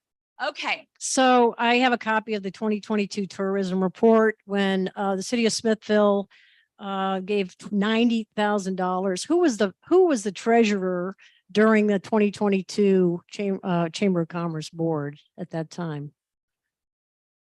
Okay, so we gave $90,000 to the chamber at that point in time. And who managed that money at that time? I will take that into, I was treasurer, and I will tell you to your face, I would go down there and ask for bank statements, which today I came in and asked for bank statements, told them I could not look at them. So I feel, when I That's a was treasurer and during this whole thing, I would ask for bank statements and I would ask for this information. We would get a printout at our chamber meeting and it was false, which we've proven when we did the audit. I feel transparency is the whole key to bringing us all back together. If a board member wants to look at the bank statements to see where the money's going, I feel they should have that right. And that's how I feel. Tonight, I would like to have seen where the hot funds was spent. I think it's important for No, Tom. I'm talking the ARPA funds. I am. I'm talking the ARPA money. Every time someone tries to describe the chamber, it proves the point. I'm just asking that question because there was a tourism report for 2022. The city of Smithville gave the Chamber of Commerce $90,000 at that point in time. And if there was a treasurer at that point in time, and there was a board of directors who was overseeing that $90,000, and you weren't there. So you weren't there. I was yet. there as a, for But you- January to June of 2022. So, I was so a it goes worker bee. back to the treasurer who was there, right? Okay. So a treasurer on a board would see that report. And I would think would see the hot fund report at the same time and be able to understand what was happening at the chamber at that time. I could guess I'm going to ask Sharon because I you could- were the treasurer. Okay. So I just wondered because just a few minutes ago, you made the comment, Mayor, that Becky Osborne was getting payroll from the hot funds and she was not. She was being paid out of the ARPA money. I just want to make that clear because we have a full report from 2022 of everything that was paid out of the tourism report. So, I guess this is public information too, but there was a lot of payments being made in 2022, which you really weren't there as a board member or ma'am. just a worker. You weren't Worker bee. responsible No, for she wasn't. executing the funding. Okay. I just wanted to get that out there because the city of Smithville at that time, I don't know if we were doing our fiduciary responsibility to oversee what was happening with that 90K, except for where you're getting a damn report every month. We didn't. So really, we were just as negligent at that point in time in 2022.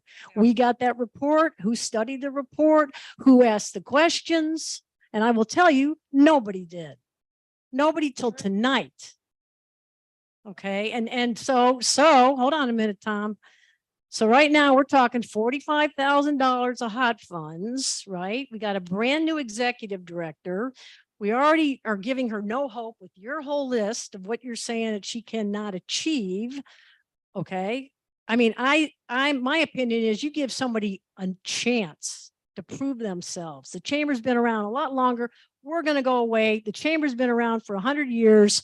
And I believe that we give this individual, this board of directors, this chamber of commerce, the opportunity to prove themselves because she's brand new. She's never even had that opportunity to prove herself. Okay.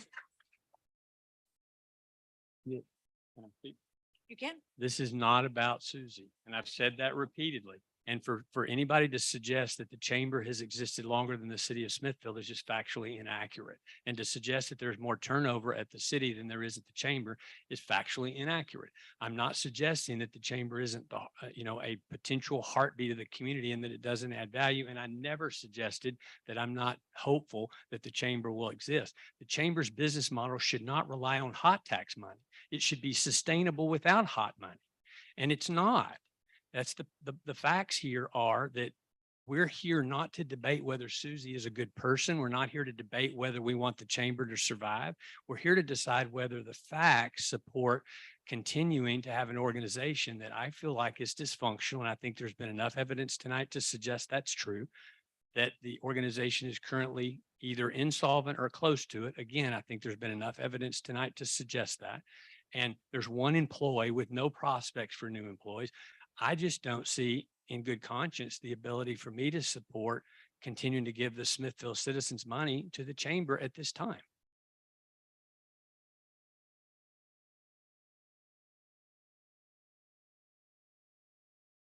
To go back into, the council's comments out of the open for you to talk and us, just the council members talk for a little bit? Be prior to making a motion, correct? Yes, Mayor? prior to making a motion. All right, I've heard everything that everybody has to say. Thank you, Susie. I really do appreciate it. Gonna go sit down. Yeah, we're done. Gonna go sit down. Yes, Thank you, Susie. yes. I believe right now we've heard both sides of the story, plus sides of the story that we did not even want to hear. Okay, everything's out in the open. We all know this. Now then, I have a question for Tom. Tom, if we're going to hold the hot tax back, are we going to let it sit at the city and not do anything with it? Are we going to appoint somebody to distribute it and do the models that Susie has put forth and the things that are going to happen like that? What are we going to do with the hot tax? My personal opinion, I think obviously that's a decision for the council, but my personal opinion would be that we suspend the payments. That would be my preference tonight, is that we stop the payments, that we ask the city manager in conjunction with the discussion that's the second item on this agenda, which is either a creation of a formal economic development department, or if it's determined that we have one today, that we kind of reaffirm what its strategy and purpose is. We ask the city manager to go back and in the next 30 days to come back with a plan for how the city would administer that, how that hot tax money, which is expected to grow, would factor into funding an economic development department in the city to address the needs that the business community and the citizens have expressed for more focus. I personally think that this is a process. This is the beginning of a process. We're not here tonight to decide who should sit in certain chairs and positions and who should do stuff. We're still talking about hot tax. I think it ought to be suspended. I think we should not give the chamber the money until we've had an opportunity to debate and consider the second item on the agenda. And I think the facts exist today to support in good conscience. I cannot support giving that citizens money to an organization that meets the criteria, even though I like Susie and I like Mr. Culberson, and I like the chamber. This is not about people, okay? And anybody that suggests that, no, it's not, that's not what the decision is based on. Right.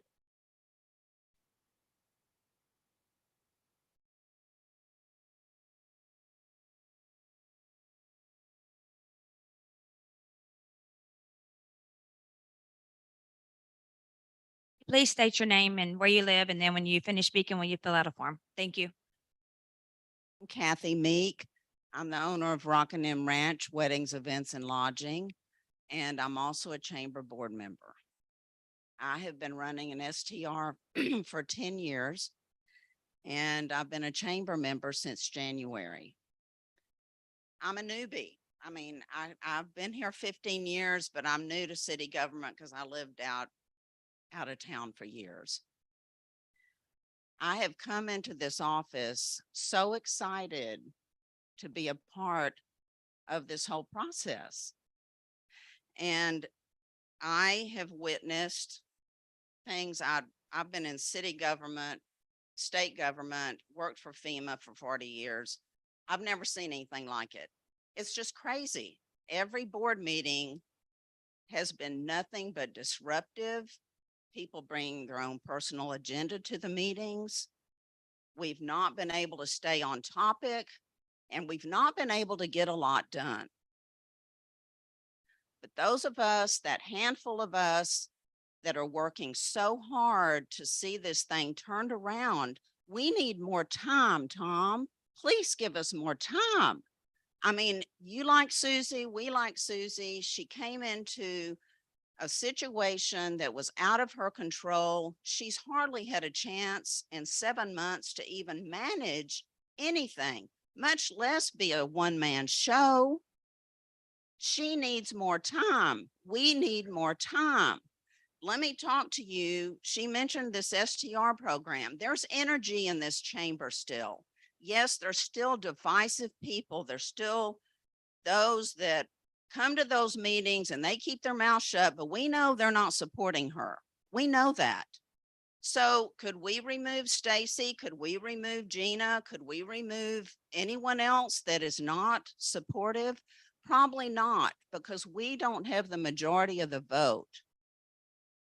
But those of us that are working so hard to help Susie and get on the right track, I take offense to that, not because of what your job is, because I know what your job is. But we need some time. This is not fair.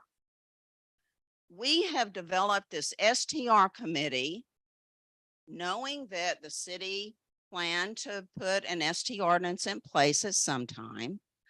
So Susie and I decided that we would have a work session. And we invited the STR members that are chamber members to a work session. We reviewed the boilerplate template that we know is not the ordinance that you're proposing. It's just a sample presented by your consultant. And we had the most positive session. We had 12 STR owners at this session. We not only had just positive, upbeat comments. We all are professionals. We are small business owners of STRs. We don't have properties that are party flop houses.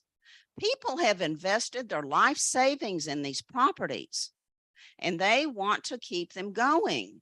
And one of the major goals is to have uniform standards among the STRs, work together as a group. Tiffany's developed this beautiful email distribution list for us. We are already sharing leads. We're going to tour each other's properties and we're going to help self-regulate so you and your consultant don't have to work so hard to enforce these STRs. We also want to bring more STRs in and they will come because if you're sharing a solid lead with them, they want to be part of this group. We want to self-regulate, have uniform standards and help you collect those hot taxes and get those STRs registered so they're paying their fair share. This is important because Jimmy and I have talked and there's many more than 14 STRs. There's probably 60 or 80 of them in this town. Okay. But we want you to tour with us. We want this whole STR group to be part of this tourism committee that Susie mentioned that we would like to develop. And we are so excited to work alongside the city. If and when you're ready to develop this STR ordinance, we want a seat at that table and we want to help. We want a fair and reasonable ordinance.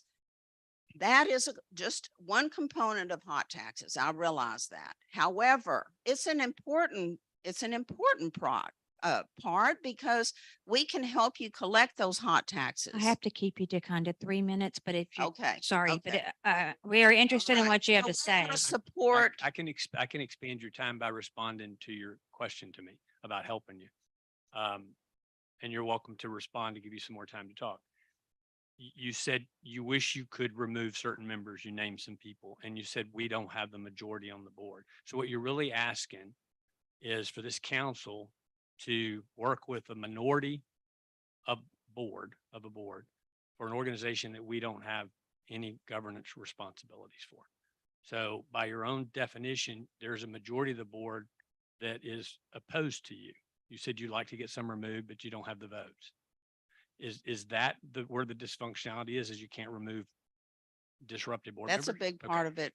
The second thing I would say is back to my question to Susie, all of the things you just described, I don't think anybody up here, anybody out there would disagree. That's a short-term rental. We hired a firm specifically to do this. So it goes back Correct. to my question, why would just objectively now, not emotion, not it involves people's lives and we're all excited. Just stick to the objective for now. Why would this governing body take the citizens' money and give it to an organization with the characteristics that were described? Why would you do that better than the city would?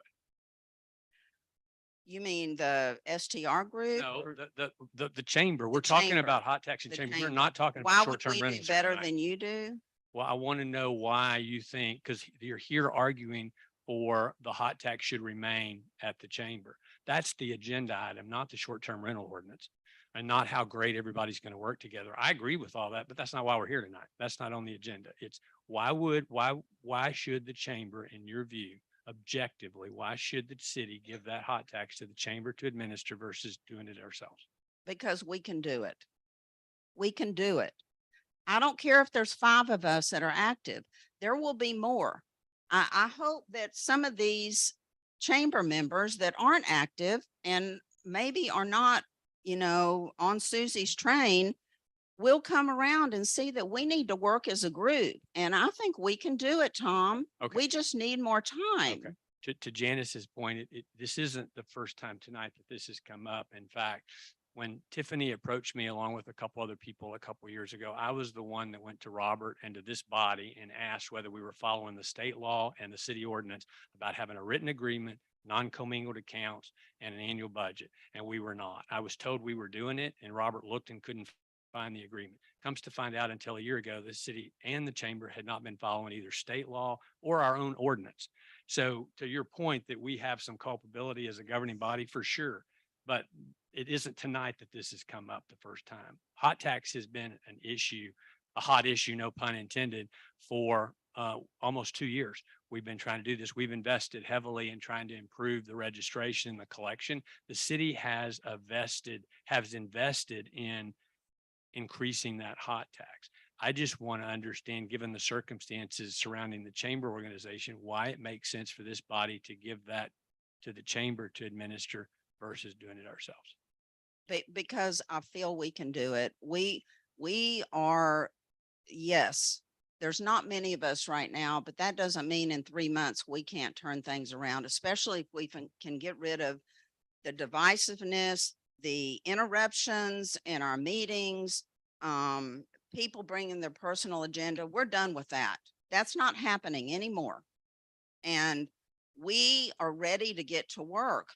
And it's like Susie's beating her head against the wall because she's just a one person. And yes, we're helping her. And we can bring some more chamber members on with the resignations. But I believe we can do this. We just need a little more time. And while I respect your position that this is about money, this is about figures, and this is about your fiduciary duty, I totally empathize with that. But I also think the human element needs to come into play, and it just can't be about money and about your fiduciary duty. Please, please take these other factors into consideration of where this chamber has been in the last year. There'll never be anything more important than the fiduciary responsibility. for I me get personally, that, Tom, just so but you know. come on. Okay, I'm just telling you, there We're won't. human And when you say beings. they're human beings, every citizen, 3,800 of them out there, and every person that owns a short-term rental and pays into this, they're individuals and humans too. I understand. With I equal totally do. say in this, not just the people that are showing up I for the totally chamber. do. I'm just saying that we will work our behinds off to turn this around and support you and give you what you need to demonstrate that we can manage this, and our willingness to work with the city to develop a fair and reasonable STR ordinance that we can all live with, and will work for everyone. I just wanted to speak to you about some of the good energy going on at the chamber, not just the divisiveness and the negativity. We have some good stuff going on, and we want to keep working towards those goals and objectives alongside the city. But I just ask you to please give us more time to demonstrate that we can manage this fiduciary responsibility of administrating Thank you. hot Thank you, taxes. Kathy. We appreciate you talking. I really do. Okay. Tiffany, do you have a question for Kathy or do you just want to make another statement? You want to make another, okay, I'm sorry. You have to come up here. Sorry. Yes. I appreciate Tom asking that question. And I know it's emotional and it's personal, but and you pay the city hot taxes, right?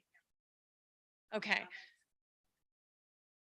Okay, so as a property that passes through hotel occupancy taxes, I appreciated the objective question because that's all it was. None of us here are paying that tax personally. Our guests that are coming in and visiting are paying that tax. And so the human element, I love you, you know that, I appreciate the board and everything that the chamber's trying to do. This is super simple. There is a certain amount of money being allocated and trusted to these properties to give to the city to be handled in an appropriate manner. And so whatever that is, whatever you guys decide is fine, but I think emotionally it's not give us a chance per se. It's here's the line items that she thinks are appropriate. That's what's been agreed to. If the city agrees to that, yay, everybody wins.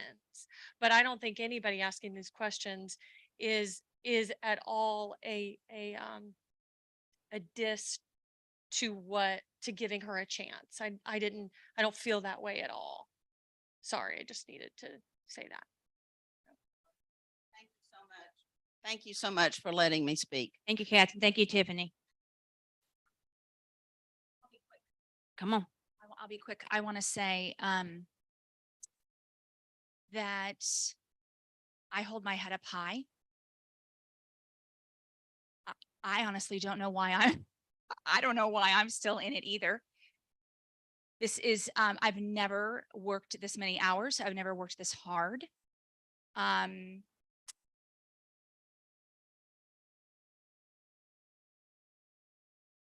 don't represent the dysfunction. The dysfunction is in the board. And there is a lot of anger over the past. I'm not the past. I know that. I'm very comfortable and confident that I'm not the past. And, but like anything in life, it's not what happens, it's how you respond to it. And the staff people at the chamber and people on the board have not responded well, have not responded professionally. And that is why there's still the dysfunction and the drama on August 31st when I started on January the 9th. And so I really, whatever the decision is, because it does not change, it doesn't change like a revenue stream for us. I think hopefully I did an adequate job of explaining. Now, maybe last year or before that, yeah, it would have changed an income stream for the chamber because it was coming into the operating account and it was not being traced penny for penny. And that, again, that non-commingling, that 78957, even the most recent production of it is a perfect example that the chamber did benefit. The chamber profited from it because it got to keep, we paid 30% to Debbie Denny. We got to keep 70% of the proceeds from those ads. But I hold my head up high for who I am personally, for who I am professionally, for what I've done. And your greatest impression of me and my capacity for my job is the presentation that I gave and the research that I've done, because it wasn't there. It was not there. This hot tax code, what I shared with you, yes, the three headings: visitor center, destination marketing, and tourism events. Those bullet points were there, but the expression, how we take the tax code and what we do with it and making sure that it's effective. Because I'm not trying to spend money and just check, hey, I did it.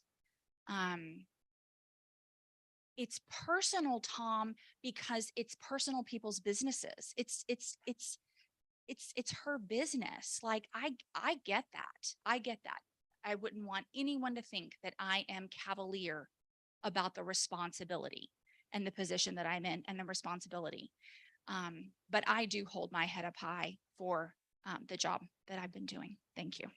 Thank you, Susie.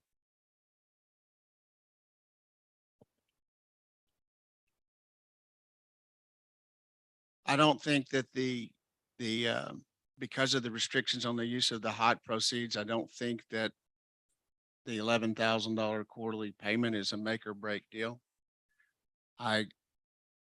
Susie, you have acquitted yourself very well tonight, as I said earlier, and I hope that the board comes together and finally supports you in your position going forward, but that's not our job here. My plea is that the chamber board has been listening tonight and heard the arguments and decides to do what's necessary to come together and move forward. But it's not our responsibility to fund that or to wait on you to get it done. So it's obviously leading to my position on this, and I don't know, Madam Mayor, if you're ready for a motion, or Tom, if you want to do the motion, but.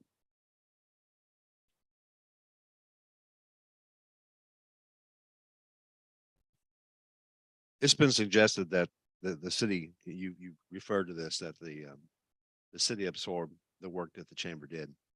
I've never seen anyone take apart 351.1 like you did and presented it in such a clear manner. It's obvious that you know where and how the money needs to be spent. I love the idea about the tourism and get the folks involved who need the benefit. To be honest, my staff doesn't have the capability at this point to market, because the outreach that the chamber has with the people who would benefit from the advertising and the tourism and how the money is spent, that liaison is with the chamber, not the city. So if we were to take it, I would have to spend an exorbitant amount of time to try to figure out who was going to do that function. And we're already, our plate's pretty full as it is. The chamber has proven under Susie's guidance that they can have a non-commingled account. They understand how the hot taxes need to be spent to meet state law. We have an agreement. And to my knowledge, you haven't strayed a penny from what you said or how you were going to spend it. And it complies with 351.1. So that's my input. I just wanted you to know that. Thank you. My only stand on that is, like today, I had asked for the hot fund statements. I wanted to see where the money was spent. As a mayor or as a city council, I wanted to see before we came into this meeting tonight where the money had gone. That's all I wanted to see. You handed me a form and told me go fill it out. Sure thing. Okay, my whole thing with transparency and what I went through with April Daniels, not being able to look at the bank statements, which none of them were ever printed out. We found that was crazy. But I'm not blaming you for that. I'm not blaming you for any of that. I really am not. I just wanted to look at the bank statements to see what monies was in that account. Sure thing. So, Before you do that, I have to make Yes, one sir. more statement. Oh, sorry. yes, sir. Before I had not seen the presentation. That's why it surprised we me not too. had I seen the wasn't sure if Susie and the chamber was capable of managing the hot funds. But after tonight's presentation, personally, I feel I think you are. And that's all I'm going to say about that. I would respectfully, I just want to address the question about the bank statements and that I handed you a form. So I just want to be real clear on that. And I'll be super brief. So, to the best of my knowledge, the Chamber of Commerce, again, I can only speak to my time there. Now, I have a municipal background. I worked for 11 and a half years for Orange County government in Orlando, Florida.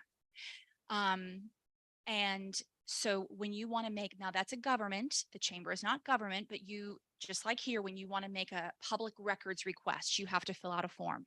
Okay. So where this originated, so Sharon, you popped in today and you said, I want to see the bank statements for the hot account. Okay. And I printed and handed you a form called the request for information. That got put in place, I believe it was March or April, and I'm just going to say it for the record. The reason that that form had to be created and put in place is because Charlotte Seidel sent an email to every single person on the Workforce Training Center board.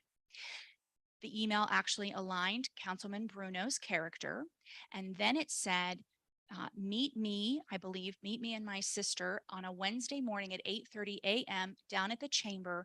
And my sister's going to open up the books and show us what's been going on. And I think the connective tissue is that April Daniels was the executive director of the chamber. And then for a period of time, she was the executive director of the Workforce Training Center. You then forwarded that email to me. And I think your comment was like, see you there.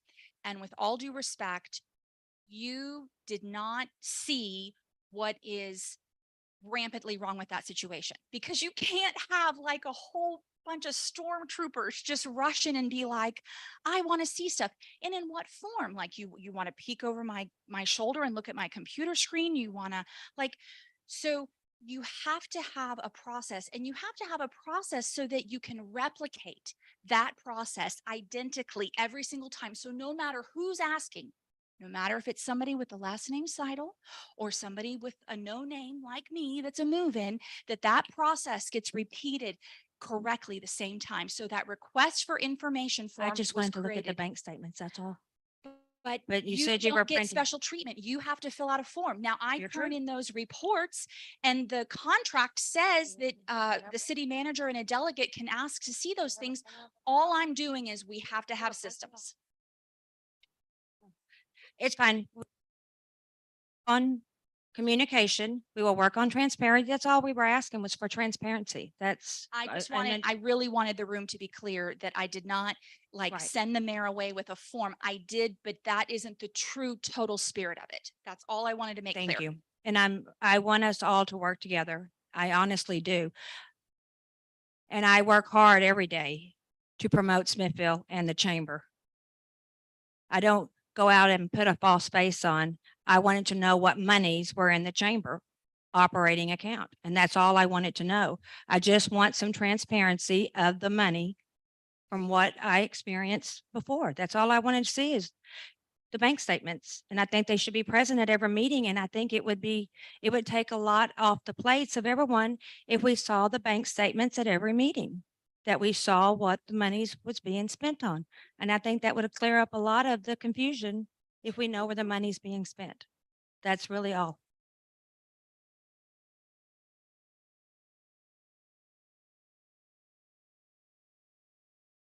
Is the first payment due to the chamber under the contract?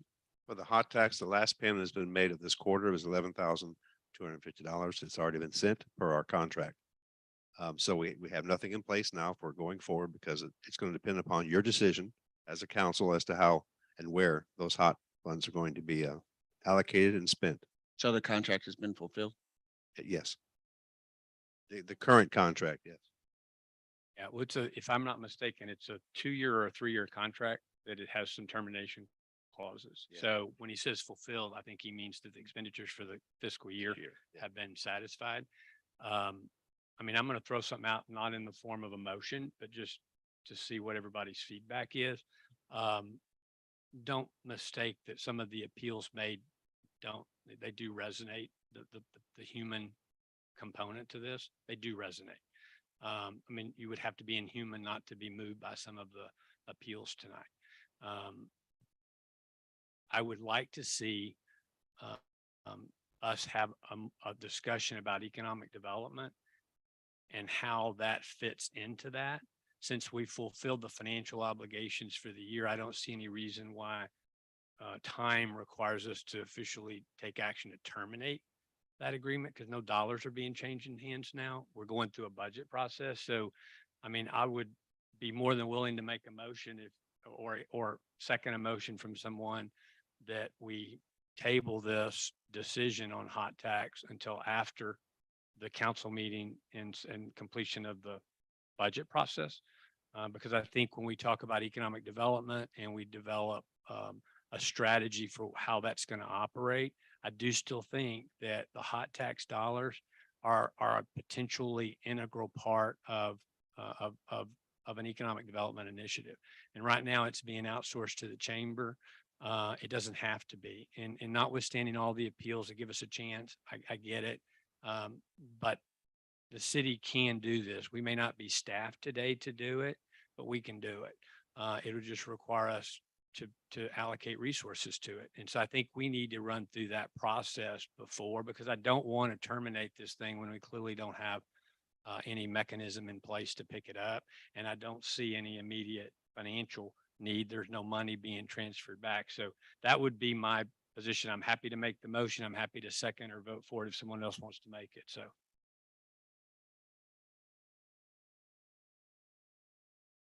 We need to go ahead and vote on the hot tax. We can talk about the economic afterwards. Let's go ahead and move this forward. Yes, I want to make a motion that we go ahead and we approve the hot tax to be sent to the chamber. Motion has been made and seconded. All approved? 1, 2, 3 approved. Opposed? 2 opposed. Motion is approved. Next item on the agenda, discussion and possible action on the formation of economic Excuse me, Mayor, point of development. order. Would you like a bio break? It's been 2 hours. Is there a motion? You're gonna have a second? Yes, it's a second. Question of privilege, bio break. You did not send me a yellow sheet of paper. Point of privilege, is that what you have? That's what Vince said.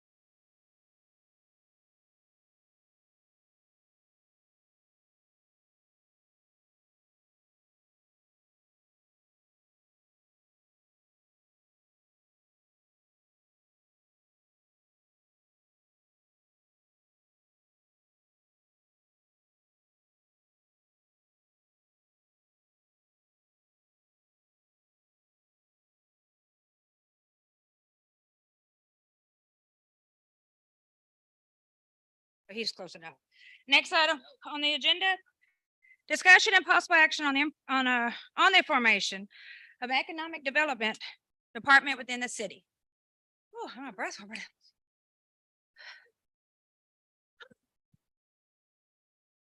What you drinking, Jill? Iced tea. Pass it around. I think we should, does she have a presentation? Why don't we just start with the presentation? Okay, all right. We're good? Good to go? Okay, thank you all very much. I know it's already been a very long evening. Can you hear me now? Is that? Okay, all right. I will try to remember that. I think what we need is to have like one more level up. Okay, so thank you all very much for your patience and your persistence tonight and your service to the community. And I just want to open by saying that. And one thing I just wanted to include in this, because it has been discussed, and I know that you all are probably going to take this information and look at it and massage it the way that it needs to be for y'all as a council. But the vision and value statement, leadership philosophy, just to have that up there. We're talking about the values being, the vision to maintain a small town sense of community, encouraging positive growth, continually improve standards of living for the citizens of Smithville, Texas. Our values of respect, appreciation, and regard for citizens and the environment, open, honest communication, teamwork within city government, and support of all community-based organizations, and innovation and improvement. And the leadership philosophy, focus on the customer, invest in our workforce, meet targeted financial and administrative goals. And so I think just to have that out there, I know that that's something that is sort of intrinsic to y'all, but I just wanted to put that out there. So that's it. Okay, and I'm putting this back up. This is the slide from the other night. We'll be working on the economic development, planning and implementation part of the goals that have been presented to y'all. I'm going to use this presentation to go through each of those bullet points a little bit more directly. Okay, and then so just to kind of start things out, as far as economic development goals and activities, kind of more generally, the goals in general for community our size is that we've got high employment and sustainable growth. So those are going to be our major goals. The activities, and there's a number of activities that are listed, but these are the ones that I've, according to looking at the literature, this is pretty much what we generally do here in Smithville. We do the workforce development, promotion and marketing of community and available land, business retention and expansion, and entrepreneurial and small business development and tourism. So that's, yeah. I wanted to highlight first all of our partnerships and memberships. Yeah. I did you a disservice by not setting up this presentation for the council and the citizens.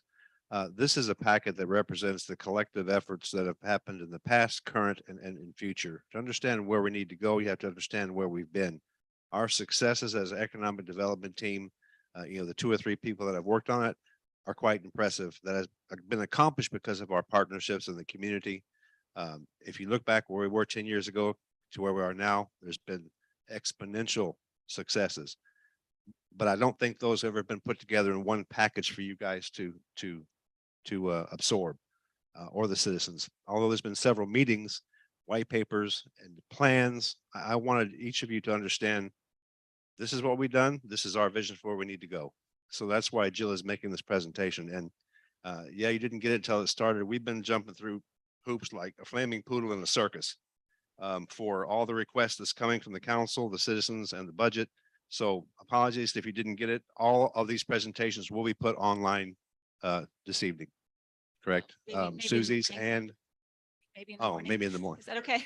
Yeah, all right. Okay. Thank you for the intro. Yeah, thank you. Absolutely.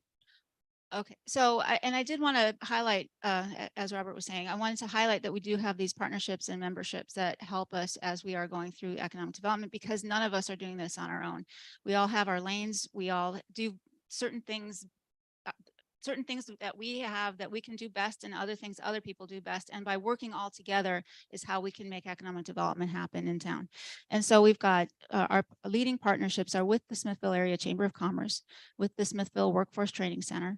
We've also, in the partnerships we've got in this area, we've got the Bastrop County helps us quite a lot. And we've got the best leadership group. So the Bastrop, Elgin, Smithville, Texas. we all communicate very well. We all work well together. We're always, we talk to be able to improve what's going on throughout the county. Downtown Business Alliance is also turning into a very, very strong partner. And then a number of other partnerships that as we need to bring people in, that's really how we make for successes. And then our memberships, I've got a list of several of them that allow us to provide resources to us and provide us an ability to have a platform to promote Smithville. And so I've listed several of them. All of the ones that are underlined have links to them. And so you'll be able to go, when it is posted, you'll be able to go directly to those areas. The Opportunity Austin we'll talk about in a little more depth later. Texas Economic Development Connection, that's where Lori Vincent, basically, she was recommended through that organization. And they have us on their website so that we are one of their featured communities. Texas Economic Development Council, Texas Downtown Association, Texans for the Arts, Association of Rural Communities in Texas. All of those also are areas where we are able to benefit through membership. We can go to conferences, there's training available, there's different kinds of benefits for various specific parts of economic development. Also, just to give you a little bit overview for Smithville, we had, these are 2020 population numbers. So we've got, and as we talked about before, Tom, we have the 2020 put us at 3922. And so when you're looking at the new homes permitted, so at 2020, we had 1869 houses. We've had new homes permitted since 2021, basically 53 of those. So the total housing is 1922, but that's assuming that all of those have been built. So that's, kind of, the numbers are not, probably doesn't represent all people living in those houses at this time, but that's, our best estimate for what our population looks like.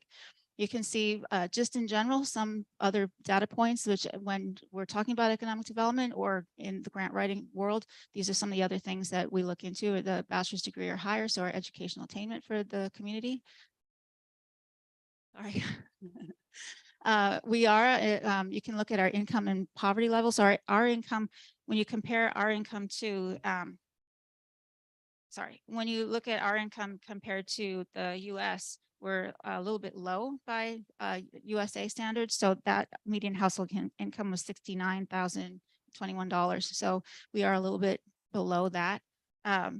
When you're looking at our population, we do have a slightly older population. If you look at the numbers that I have up there show you Smithville versus Texas.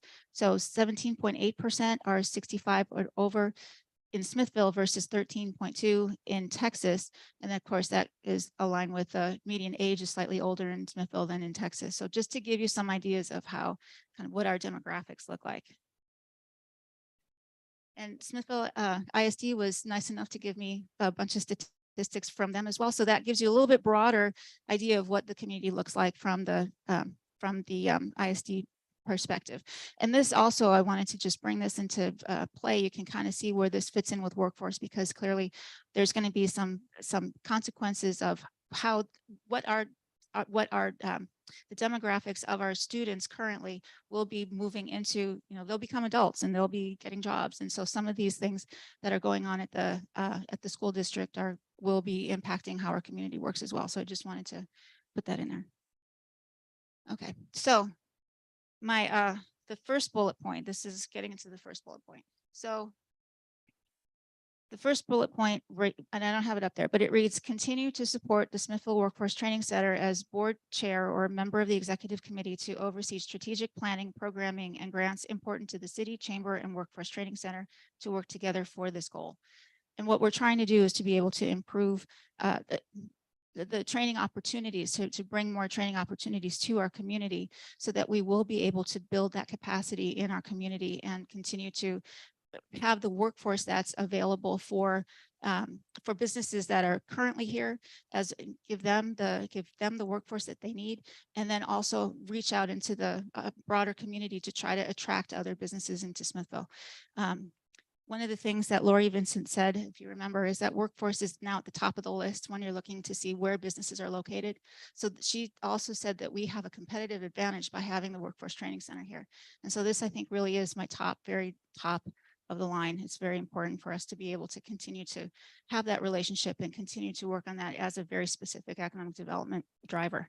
If you look at the workforce being economic development, workforce is economic development. It builds community capacity and resiliency. It offers education and skills that lead to higher wages. It increases the competitiveness of the region by attracting investment, and it allows new businesses and businesses that are here to expand. And so those things are really important for us.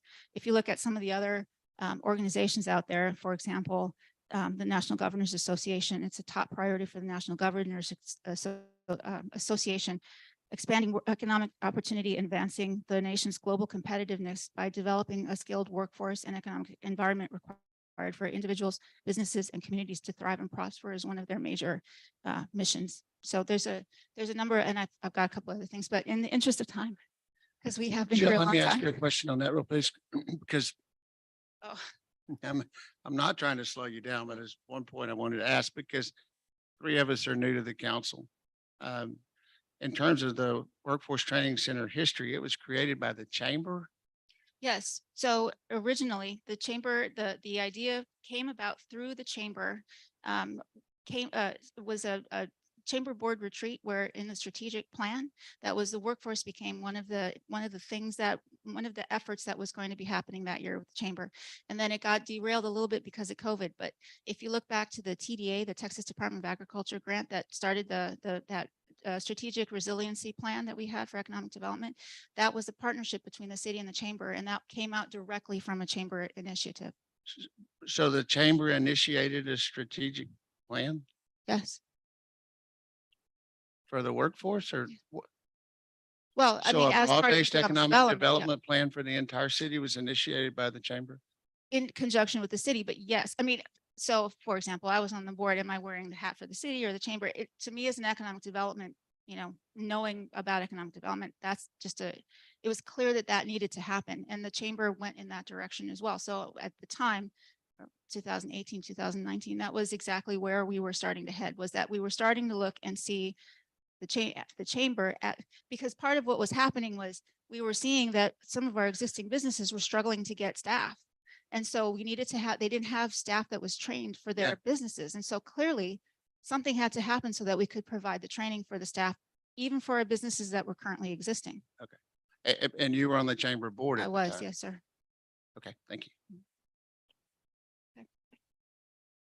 All right. The other thing I wanted to say about this is that this is the perfect time for us to be continuing to work on the workforce. I've never seen any better time, but there's more money available on the grant. It also, we're getting the grants that we're getting. It showcases exactly how capable our team is. And thank you, Janice Bruno, and your team for all the work that you're doing, because you're doing an amazing job making all that stuff happen. All right. Giving you the top employment figures. I had our intern, I don't know if you remember Elizabeth, but she called up almost everybody I had on the list. She didn't quite get everybody, I'm sorry to say, but she did get most of them. And so these are our top 10 employers within city limits. And so Smithville ISD, it's clearly always has been very top. Essentially, I didn't get, Jace almost gave me, he emailed me yesterday and he had to clarify, so I didn't get the number from him for this year, but from 2017 was the last time I had the numbers. And so that was our second highest employer at the time. And if that does change, I will make the change and put that available on the slideshow when it gets uploaded. Towers Nursing Home at 120, City of Smithville, we're at 85. So we are, again, one of our top employers. Union Pacific, again, she couldn't get through to them, but as in 2017, that was 75. The Last Resort, which is out on 535. It's one of the recovery centers. They're at 75. Berkshire Brothers at 65. Spirogel at 55. Centex Marine Fabricators at 54. And again, that's another 2017 number, but that's where we're at. That's what I have, the latest data I have.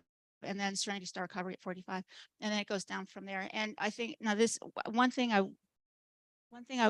wasn't able to find in numbers that. So part of the problem with census is that when you have small numbers, they don't give you the numbers because of confidentiality. And so I was trying to get the numbers on how many of our mom and pops we have and show by the various NAICS codes, the type of business codes. And we just have too few of them that it just didn't make sense to give you a graph on it. But if I can find them, I'll I'll get something and show that to you. But this at least gives you our top employer information, so you can see that. And then, of course, you can see from this some of our needs. Obviously, Ascension Seton Regional Towers Nursing Home, they're going to need to have our medical trades, you know, the stuff that Workforce is doing to bring skilled people into Ascension and Towers is really important. And then if you look at our skilled trade stuff, we've got Spirogel and Centex Marine right up there in Union Pacific. So those are some really important places to know that we are serving, or we have the capacity to serve, even here in City of Smithville, all those top employers. Okay, so the regional economic, this is my second bullet point. Assist in the efforts to plan, strategize, and develop priorities and coordinate opportunities with economic development organizations throughout the county and in the region. And so these are some of the things that we've been working on in that vein. We've been an Opportunity Austin and Austin Chamber member, one or the other, at least since 2015. We have a number of networking and educational opportunities through them. RFI, I apologize, I should have written it out. It's request for information projects. So they'll provide us with leads, and I'll get circled back around to that in a, is it next slide? Hang on. No, in one of the upcoming slides, so you can see what, no, let's go ahead, go back. In one of the upcoming slides, you'll see what that looks like. But those are some really important regional economic development. Opportunity Austin represents, I think it's 10 counties in this region, I want to say. Yeah, and so we just had a meeting. I shared with you the meeting that Sandy Meyerson and Tracia and I went to yesterday for the, that was through a regional partnership at Opportunity Austin, and we were able to present about the Crawford Municipal Airport. And so that's another way for us to get our word out there, our name out there, and learn a little bit about what's going on in the region to try to build those partnerships and do some really exciting things. We've got a couple, I just put a couple of these things, the local efforts that have a very high regional impact. So doing liquor by the drink was huge. The Freeport exemption for the city and the county, that's another really big thing that will attract businesses from outside the area, and also the goods in transit exemptions. And then, of course, our monthly best breakfast with the county leadership, which has been going on for over 25 years. All of that are the kinds of things that are helping to make those connections and to understand what's going on in the community and understand what's going on regionally that we can benefit from. Okay, so sorry, a little too close there. No, that was okay. Oh my gosh. Okay. So the Opportunity Austin, I wanted to highlight what they do because this is really a terrific resource for us. They have a number of different resources that we have available to us. Like, we are a part of their community profiles, and I admit we have to update that information, but we are front and center on this Opportunity Austin website where they're listing all of their community partners. They have these monthly regional partners networking lunches like we went to yesterday. They'll do quarterly luncheons. They have an annual stakeholders meeting. They provide technical assistance. They have a great website to help you with assistance. And then they also, Cherise Bodish and her team are just fantastic. And so if we have any question about anything, we can go ahead and ask them, and they don't blink an eye. They just tell us what we need to know, and they help us out as much as they can. They also have things like the monthly economic indicators and other kind of technical data that we can use. And then there's business relocation leads that they send us. That's the request for information program. And we generally get those. Robert and I have been on their lists. We generally get at least 2 to 4 every week. It's very rare in a week that we don't get anything. And sometimes we may even get more of them.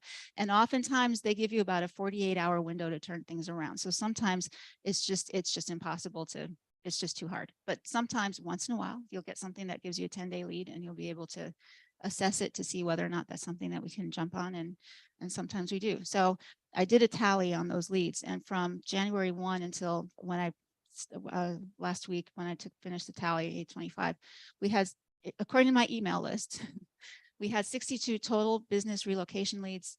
We found 2 of them seemed applicable to us during that time frame, and so we submitted them during that time frame.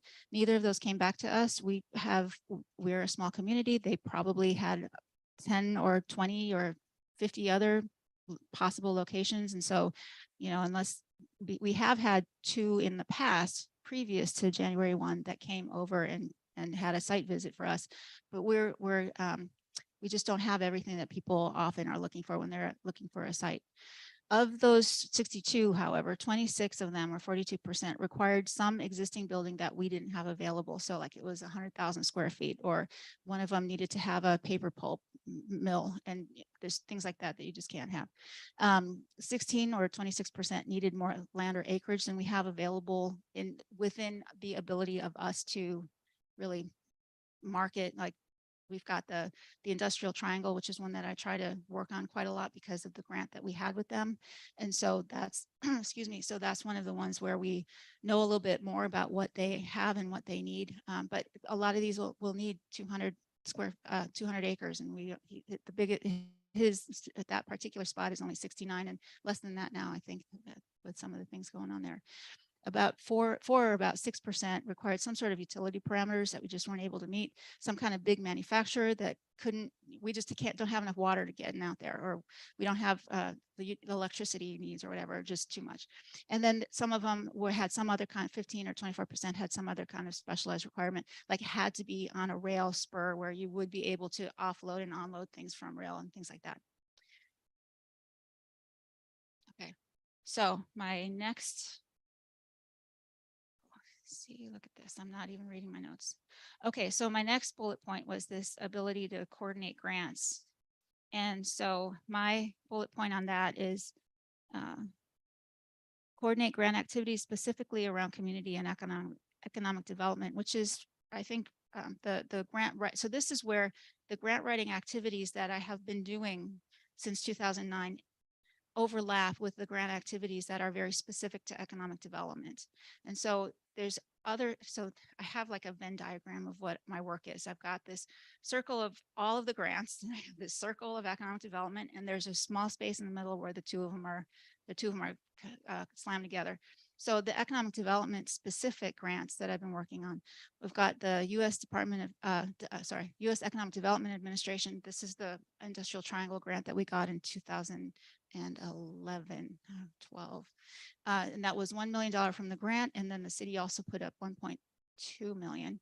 And so that's how we have water and wastewater that goes out to the Industrial Triangle area. We've also received the St. Davis Foundation gave us a grant, this was specific for COVID relief, but it was grant fund money for 30 businesses to receive $750 directly for COVID relief for those businesses. And community development, I think you all know about the home grants. That's been an amazing program. And we've got 24 home grants that have come through the city. And that's while Langford may manage that, that's also something where I'm helping the community when they come in and need to have a face to talk to, or somebody to scan their documents, or, so part of what that program is all about is really assisting the community in getting the homes that they need. Also, this Texas Department of Agriculture, we had the $30,000 for the planning grant. And Mitch, that's the one that we were talking about earlier, that Mundo plan, the strategic resiliency plan that came out in, it started in 2019 and moved into, we got the pandemic in the middle of doing the planning activities, and it was adopted by the council. I want to say it was September of 2020. And then because of that, we were eligible for the implementation grant. And so we've got the $1 million, and that's the one that we're working on right now. And then, of course, St. Davis Foundation has been amazingly generous working with us in getting the Workforce Training Center up and running and really doing the work that it needs to do, and the Good Jobs Grant, of course. And that's $5 million to the region. So that's being managed through the Workforce Solutions Rural Capital Area. So there's a small portion of that comes directly to the Workforce Training Center. And a lot of the other stuff goes out directly to the training program, the people who are getting trained. So it's managed, but it's $5 million in this region because of that grant. And so just on this slide alone, and we had a week, I didn't want to overwhelm you. There are these are examples. So this slide total is $10.7 million just for those 6 grants. So. And then when we're looking at infrastructure, and I don't know if any of you remember Tim. Oh my gosh, I'm sorry, I'm blanking on Tim's last name. Tim, I'm sorry, I forgot he was, the economic development guy that came in and said, infrastructure is your most important thing. Never mind, Tim. I'll find his name, I'll let you know. But he came in a couple of years ago and basically he said infrastructure is the most important thing when you have to do economic development. People need to know you have to be able to have the water and the sewer and electrical and the sidewalks and the roads. You have to have your infrastructure in place if you're going to start to, if you're going to be able to build anything, if the existing businesses here are going to be able to do what they need to do, or if you're going to try to attract anyone, you have to have the infrastructure there for them that they need to be able to operate. So these are some examples of some of those. And the TxDOT sidewalk grants were at about 4.3 million by now. The Capital Area Metropolitan Planning Organization Surface Transportation Program, Metropolitan Mobility, CAMPO, STP, grant. This is the one that eventually we will be getting. This has been now since 2011. This was the first, I think, no, the second grant that I ever wrote was for this project. So I cannot wait to see it actually happen. My son's already going to be graduated before they have sidewalks. So this will take sidewalks going out from Loop 230 all the way past the high school, and it'll have a turn lane, and it'll have so widen that area. So it'll also, and then this is also, we've got the utilities relocation per the SB 1512 for the expansion. So we've got things in place to go. This currently is in TxDOT's hands. So that particular grant is a lot of complicated stuff, but essentially they keep telling us that they will be letting this to bid sometime soon. I keep hoping, but sometime soon they do. Yeah. And then, so we've also got the FEMA hazard mitigation grants for drainage. That was 3.9 million. The TxDOT aviation grants. And, you know, going to this meeting yesterday, it just absolutely solidified how important it is. Our airport is really an important asset for this community. And I mean, we all know that, but we really need to know that. We all need to know that. And so bringing in that 2.5 million for the aviation grant, for the development plan, the hangar purchase, the ramps, that was all really important. And so kudos to Sandy Meyerson and to Robert Campbell for really making that really get that in motion. Also got the community development block grant for the Mary Nichols water plant expansion and MLK water line, the general land office that did the Breck Center expansion and drainage, Texas Water Board that was helping with floodplain. This slide alone, and again, this is just an example, this isn't everything, that this slide alone is $51.3 million. There's other grant opportunities out there. So this is just a list of some of the more state and federal grant opportunities that we will be looking at, try to figure out how this works. We'll be going through that whole process as far as trying to figure out what kind of funding we're going to be wanting to look for, and then see if any of these grants will fit those funding projects. So primarily we rely on Texas Department of Agriculture, U.S. Department of Agriculture, U.S. Economic Development Administration, EDA. Those are some of the top places to go. There's periodically there's other economic development dollars that are available from other state and federal areas. But I just wanted to give you sort of an idea of some of the stuff that is out there. Okay, educational opportunities. That's another bullet point. Okay, so this one is seek and implement opportunities for the community to learn more about economic development. And so that's part of this interpretation is also training opportunities for myself and staff. And so there's a number of training opportunities out there so that we can hone those skills, you know, that we can do things in-house. We can make sure that we are at the top of the game to be able to know what we need to do next, kind of thing. More importantly, also, I think, is educating and engaging the community. And so we've over the past several years, and before I was here, there's always been need for public meetings, reports and surveys, workshops. The couple of new things that we added to this, just general educating and engaging the community, is really a serious focus on engagement of the community. And so having Andy's position, the community engagement coordinator, that's, I think, crucial in being able to make sure that the community is able to, that we're able to provide the information that the community needs and can find out what the community is looking for from us as government. And then, of course, the Lori Vincent Economic Development Series that we have. And when you have that, when this is online, that little button there, that's a live link to the resources that she has. So, and this is what we've done so far with Lori and what's coming up. So you can see we've looked at a number, economic development is a very broad topic, right? So there's a lot of different things moving into economic development. There's a lot of different things that we can focus on. We did have an introduction starting in March. So we've been doing this for quite a number of months. We've had information on retail. We did bank and finance organization, lunch and learn. We talked about telling your story. We talked about housing.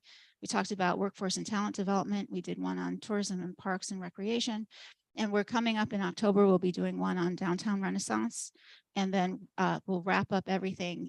She'll come to the council meeting in November and she'll give you a report and she'll say, this is kind of here we are and next steps, lessons learned. And the whole idea here was that what we wanted to do was to be able, when we go into the comprehensive planning process, we'll have all this information so that we can go back and reference it so that we are able to do a more informed comprehensive planning process.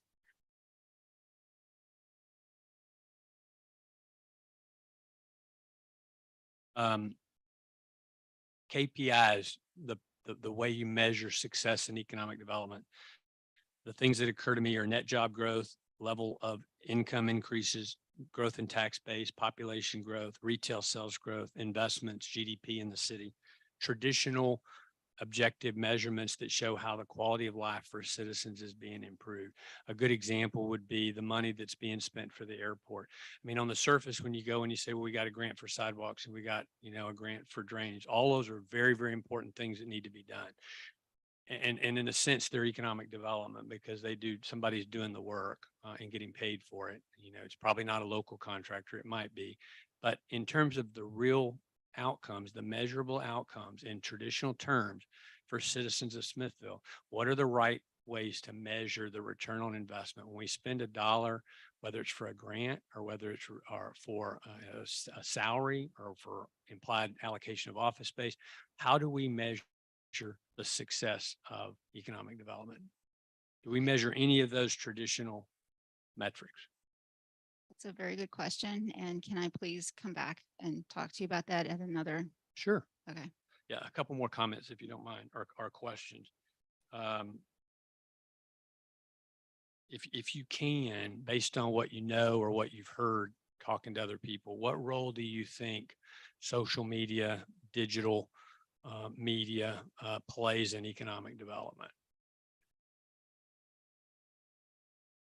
Promotion of the city. Yeah, well, and that's, I think it, it's obviously, it's one of the important things because people are getting, more and more people are getting their information from social media and trying to figure out where they're going to go and what they're going to do and how they're going to find whatever they're going to, I'm not sure what you're looking for Well, exactly, I but would it is just- important. I think Absolutely. it's probably critically important. Most things, commerce today is driven heavily. I know I see Anne-Marie in the back. She's probably one of the most prolific, social media platform operators that I've ever seen. She has brand with me and my wife just because of how much she posts. Where I'm going with this is we have, if to the extent that social media and websites and things like that are important. It's been what, 1.5 or 2 years that we've been working on getting a website updated at the city. Why, if that is such an important thing, and I'm trying to convey here a sense of the feedback I get from the business community. People come to me all the time and say, why doesn't the city promote this town better? Why do they not have a better website that's navigable? Why do they not have a social media person dedicated to being out there doing it? I don't have the answer for that. So I'm asking you to help me have the answer to that.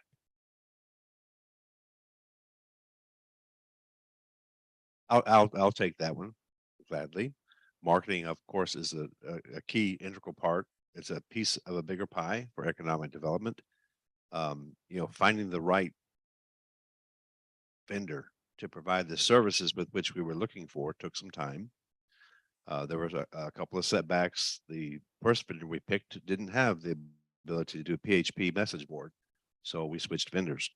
We developed a contract, and yes, I agree that a more user-friendly website is needed, a look and feel where we can communicate what the city has to offer. We have other methods with which we do that. The electronic billboard by Subway. That's a useful tool that we've arranged deals whereby the community, the business owners can have a discount for putting their marketing on that board just because you're in Smithville. That was part of the deal that we did when we gave them a variance for a billboard because you can't have a billboard in the city limits. So that was a good move. Only thing I can say is it's time and money, and we're heading that way. We're closer than we were 6 months ago, but we're not there yet. Yeah. I mean, I think, we talked a little bit about this leading up to the budget process, and I know that there was some members, some colleagues that would like to see a budget process start a little bit earlier, so we had enough time to prioritize. I think what we're talking about here potentially is prioritization. I know we've got some challenges. I will go back again to what I said at the budget workshop. I think this city has a revenue problem, not an expense problem. We have saved our way to a zero balance budget for years based on, just my 3 years on the council. And I think looking back, we have managed to a low expense at the expense of the hourly wage for our employees, the equipment. We've had to issue tax notes the last couple of years in order to buy equipment for Chief Repka, to buy stuff for Jack and for Edward. And I mean, we're doing that. We're responding to that, but we're having to go back to the citizens either in $10 extra for trash or a little bit more in the distribution.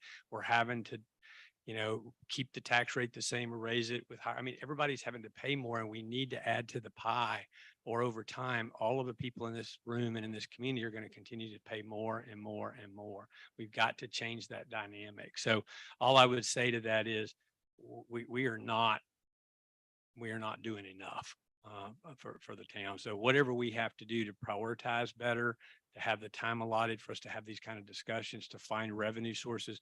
One of the things I would love to see us do is I was going to ask you, the things that people say we don't have that would help. I know land is one of them and infrastructure is one. Why we have a pretty good debt rating, a very good debt rating, actually. At some point, the town's going to have to take some risk.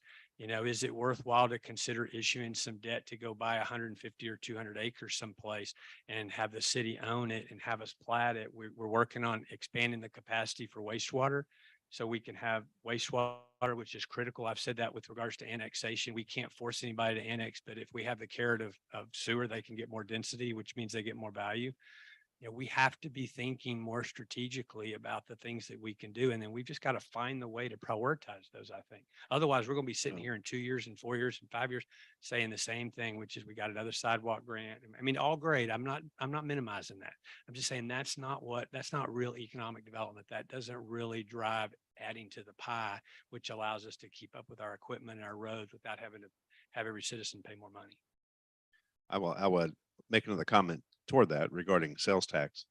If you take a look at our historic sales tax over the past 4 or 5 years, it's risen 65%. That's a direct function of our going out and doing 380 economic development deals, working the RFIs that, I'm sorry, what? What? Oh, sure. It's the last chart.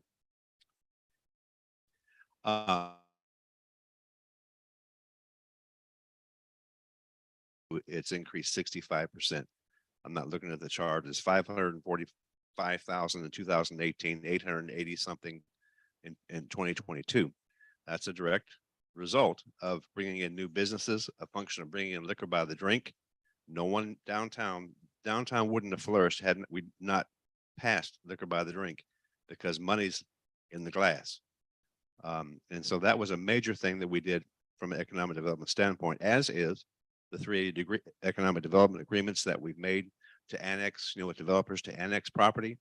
And the fact of the matter is we are landlocked. You're correct. We don't have, if you were to even create an economic development corporation, the city has 4 acres right now that we could possibly sell. The rest is jointly owned, or it's in a floodplain, or the people who own it want something crazy for it.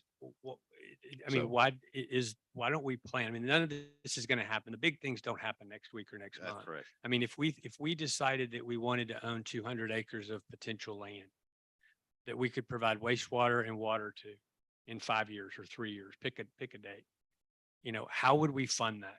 Could we, ask our financial advisor, could we issue debt? And if so, how would it be paid back? And, how we would do that. Well, I can tell you our debt, our immediate priority is the wastewater expansion study to accommodate the short-term growth that's coming. Longer term, yes, purchase some property and expand it at that time. But we're going to be taking some debt out to cover the expense of expanding the Willows wastewater plant. That's Mayor, going to be in the point next. of order. We're gonna go into a full throated discussion now, or we're gonna No. finish the presentation. And I'm just, because I'm eager to get into this. I just don't want to, out of respect for you. I appreciate it. I was just really asking Jill because she's been out. I mean, the airport thing's a good example. I know you went to that. The airport, I agree 100%, as well as the hospital complex. And the other thing we can't forget is we have a little bit of a dog in the hunt with the MD Anderson facility. I'm not real sure that we know. I would love to have a scheduled meeting where we could really all understand what we really have.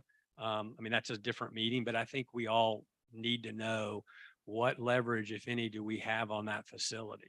And how do we use that potentially for economic development and to generate some benefits? So my question to you is airport, how do we we're spending some money on it. It's only 150,000 is the match, I think.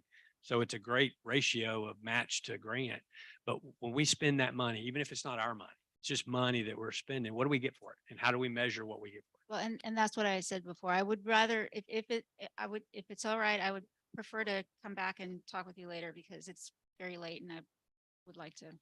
I'll be quick and answer that question. It's doing the instrument approach procedure, you're getting a runway lighting system and PAPIs that are LED and actually work with a new beacon, brings in more pilots bring in more opportunity for business development. So it's a path that we're taking to increase the capability of that airport. So. That 3 years from now, or after it's done, we should be able to measure the number of pilots and planes that landed there versus what did before. And that would be Correct. And presumably they're going to stay for a period of time and spend money, not just take back off. That's correct. I have two little cars out there that you leave your plane, take your car. If you steal the car, got your plane. Big collateral, right? Maybe. It's on the plane. Continue, Jill. Okay. All Sorry. right, thank you. I appreciate it. Yeah. Yeah, sorry. All right, thank you. Okay, so one of our the other part of what I had proposed for goals under economic development is to develop economic packets for investors and developers and to respond to the request from Opportunity Austin. And I've just put up a couple of pages that's in I think a lot of people already know what's going on over at the Industrial Triangle. And so this is, fairly public knowledge as far as that we're interested in trying to do things, but this just gives you a little bit of an idea. It's actually more like a 27-page, packet that goes out to developers so they can really dive in and see what goes on in there. And I did pass out as well a couple of handouts that goes into that packet about the incentives that are in this area, the state and the local incentives, and then also just the basics of how to build here. So if you need to go through the permitting process to build. So those kinds of real basic information is involved in each of those packets. And I've been working on getting those for this and a couple other properties as well. This is the example RFI, since we're talking about Opportunity Austin. So the request for information. So basically we get an email saying we've got something coming in. This happens to be a Swedish company, textile recycling. And so we're trying to find something they're looking for a pulp or a paper mill. So we don't, we don't qualify for this, but this is the type of thing that they would do. Okay. Marketing, getting back to the question of marketing as well. Robert mentioned the electronic billboard, and businesses are encouraged to take an advantage of this discounted rate through the city program. So that's something that we wanted to broadcast, I guess. And as long as people are out and ears open on this, that maybe we'll see if we'll see if we can get a couple of people to look into that. And then of course, we do market through those other organizations, Opportunity Austin, Texas Economic Development Connection, Association of Rural Texas and Communities in Texas, and the Texas Downtown Association. So we take advantage of those resources to as fully as we can as well. Okay, and then the community surveys.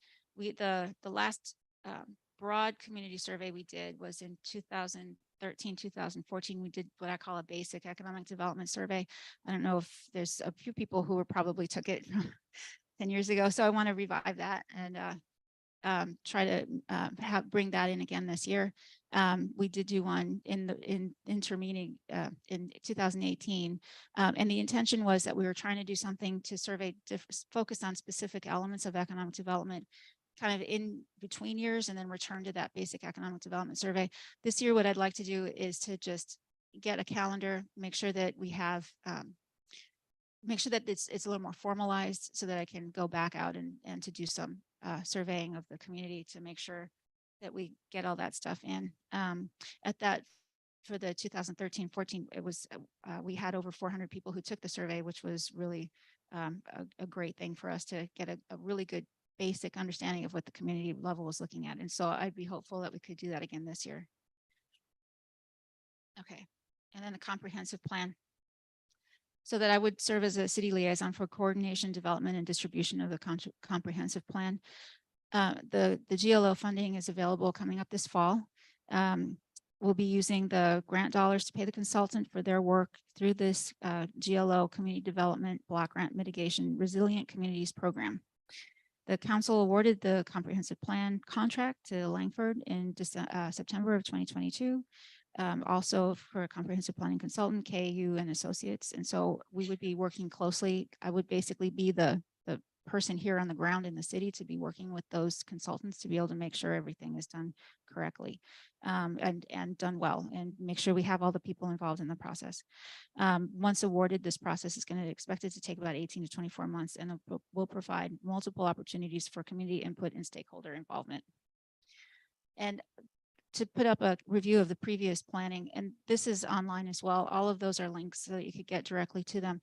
But this is just to show you we've done a lot of planning. And I wanted to mention, I was talking with Judy about this a little bit earlier, and Chris Holcamp was the person who did our 2007 comprehensive plan and assisted on the 2009 update when I first arrived. And I think he was involved in the 2011, now that's a long time ago. So, but one of the things that he said at that time was that he hadn't seen a community that really, I thought I was talking, I'm sorry.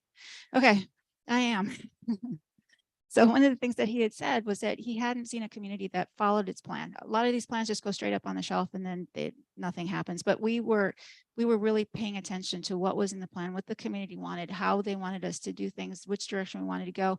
And we checked off all those boxes. And then we tried to make sure that we kept in touch with our citizens and continue to follow through with what we need to be doing. So, and just the other thing I just wanted to mention on this was the 2010 Safe Routes to School plan started as a plan. It's still there. I think I haven't specifically worked to update that plan, but every time we go to do any other kinds of sidewalks, that goes through a very, very robust planning process and brings in the community. And if you look at that sidewalk network, if you click on that link, you can see where, what's been built, what's in the works now, and what things are kind of what people have said they want to see next.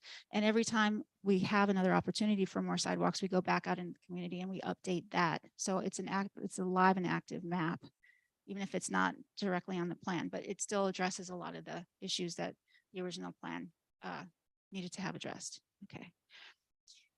Okay, and then working in with the comp plan, just to talk a little bit more about economic development, which I imagine will be one of our major components of the comp plan is going to end up being in the about economic development. This just gives you a little bit of an overview of some of the state tools that we have, and then also the city tools. And so the couple of things that I think are really, the state of Texas being a no personal or corporate income tax and a right to work state, that's something that Opportunity Austin and some of the other state agencies say, make sure that that's out there because people are looking our direction, and Texas is very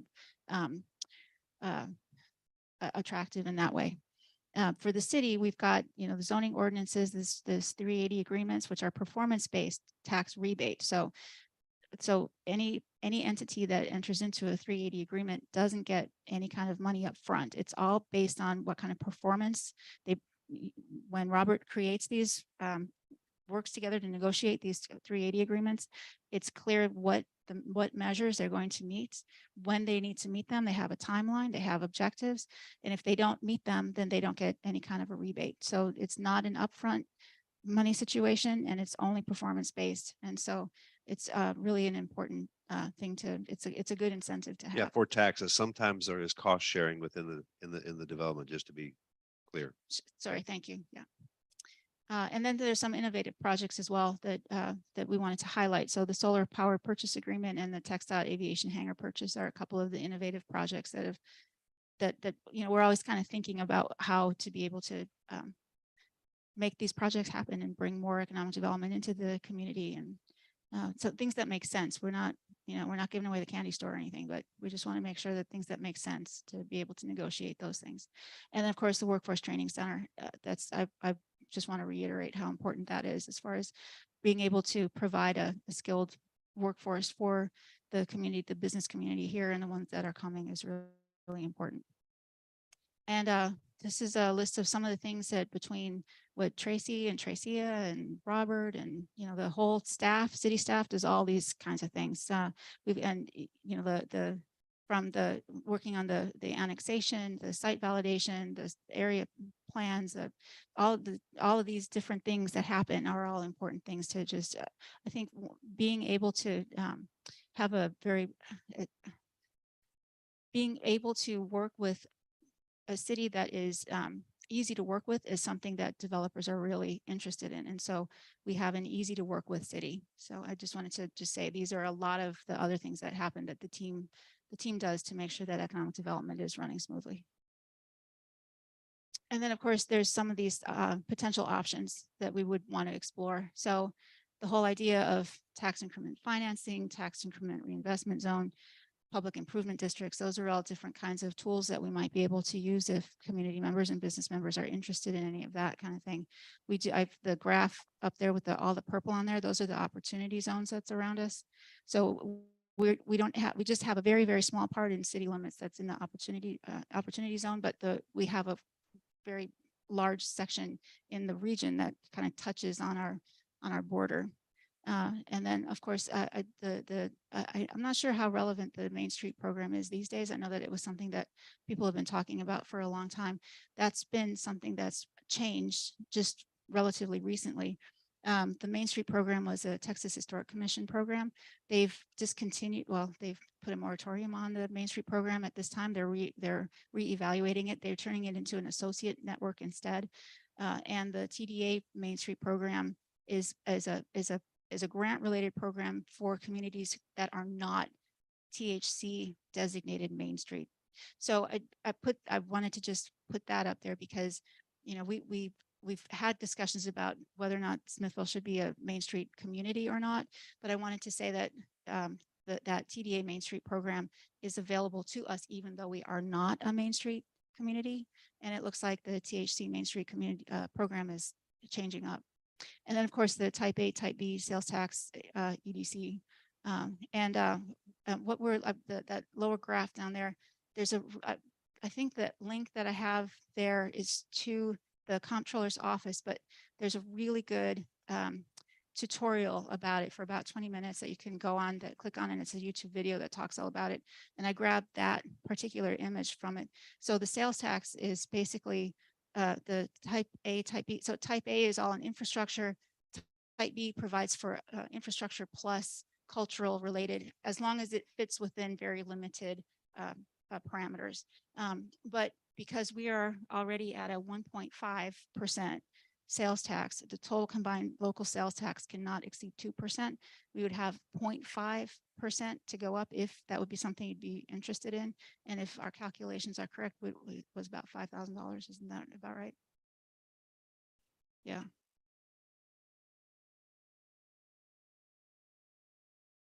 So we cannot exceed 2%. So our sales tax portion cannot exceed 2%.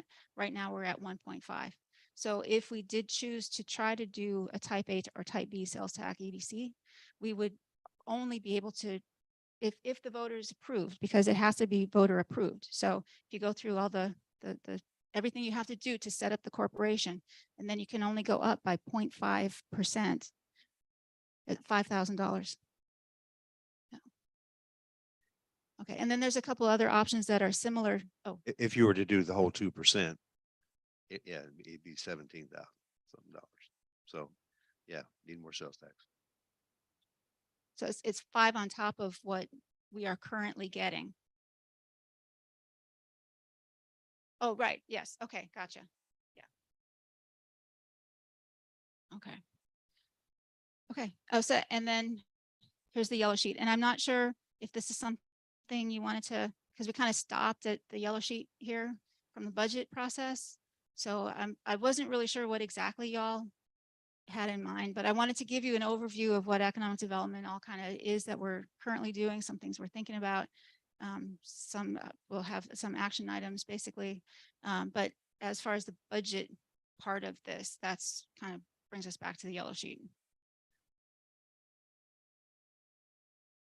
I think it's a very valid question that you ask, because you don't know what the purpose of this was. I mean, for me, the purpose is to get a really succinct strategy for economic development, one that has measurable KPIs, the traditional types of KPIs, so we can measure success and return on investment, and then see an organizational structure and a funding mechanism to sustain that strategy. And so I envision this meeting would be maybe not as much as what you gave, but I think it was very insightful.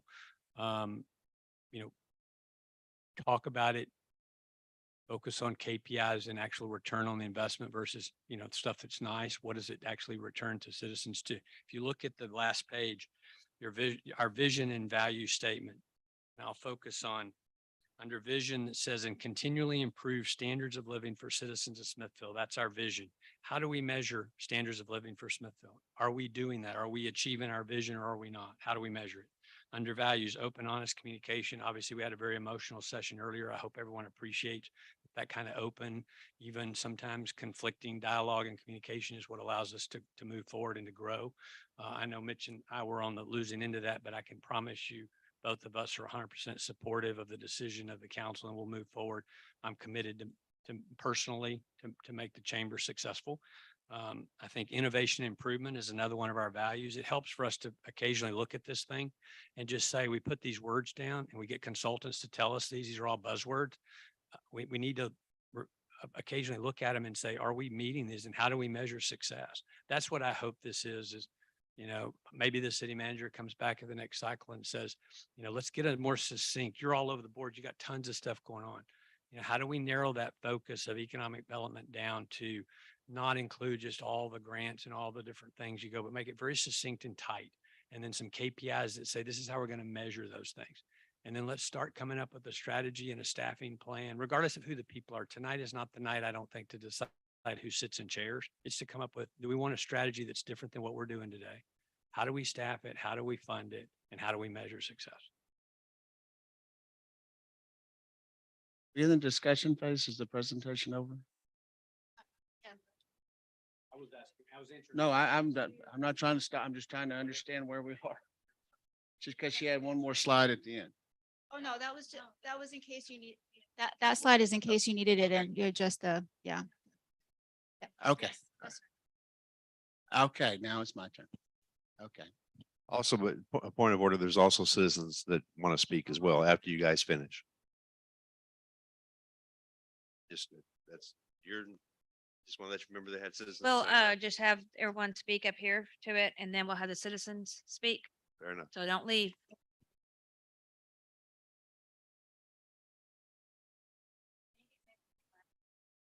Okay. So this item's described as discussion and possible action on formation of an economic development department within the city. So the presentation was very detailed, very insightful, and I really always get a better understanding of it when I sit down and talk to you about what's going on and how it got to the point that it is and how we're executing the plans and moving forward. In that light, my question to you is, in terms of the purpose of the presentation, are you in favor of or opposed to creation of an economic development department? Well, I kind of think de facto we have one. I mean, if you look at the budget, if you go back to the yellow sheet. So if you go back up one, Department 300 is the Economic Development and Grants Department. So de facto, you have the budget area for a department. And as far as like officially making a department, I think personally, I think it's kind of immaterial. I'm not really sure because I don't think that any activities will change. So, so I'm not So really sure. no activity would change? I don't think so. I think we'd pretty much be doing what I just laid out. I'm not sure that there would be, I mean, of course, it depends on, I suppose, discussion and. And what we're talking about is putting additional resources into the department so that we can further define and refine a true overall strategic vision. And one of the questions that Tom talks about KPIs, key performance indicators, measures. I think the last chart is the historical trend on the sales tax revenue. Yes. So what is the strategic vision for that? What is our goal? What are we trying, where do we want to be on our sales tax growth next year and 2 years and 3 years and 4 years? What is our plan? Okay, so I guess I wasn't prepared to be talking about that exactly because I wasn't sure what you all were looking for. Okay, but it's a So- straightforward question. If there's Yes. not a goal, that's important to me. Well, and I think what we need to do is that's part of our comprehensive planning structure. So A comprehensive plan that I'm sorry. We just said that we're going to start on this next year and it's an 18 to 24 month process. Yet we've talked about here that we've got a revenue problem. And as far as I'm concerned, we should be addressing that immediately, which is why I was thinking that creation of an economic development department would be it's additional resources to get going on a very important project. where are the additional resources coming from though? I don't. That will be up to us to discuss and give direction to the city manager on finalizing the budget. But I mean, that's a question for us. If it's a need, then we as the policy setters need to decide that this is something we need to find a way to do. Okay, and so when you're talking about additional resources, I guess I'm not sure what your vision is of what the additional resources look like. I don't have that in focus because my vision is to make sure that we create a process that ensures that we do have a long-term strategic planning and vision. And I think that the department is a way for us to attack that. I mean, Jill, this presentation, I would say that your plate is full. Well, I mean, this thing had to have taken a day or two. I yeah. think it was longer than that. So, I mean, I think you're maxed out. Comment. So I did a little homework before this meeting to figure out exactly what economic development services include. In fact, I even listened to the Bastrop Economic Development Corporation's briefing the other day. It was live on Facebook.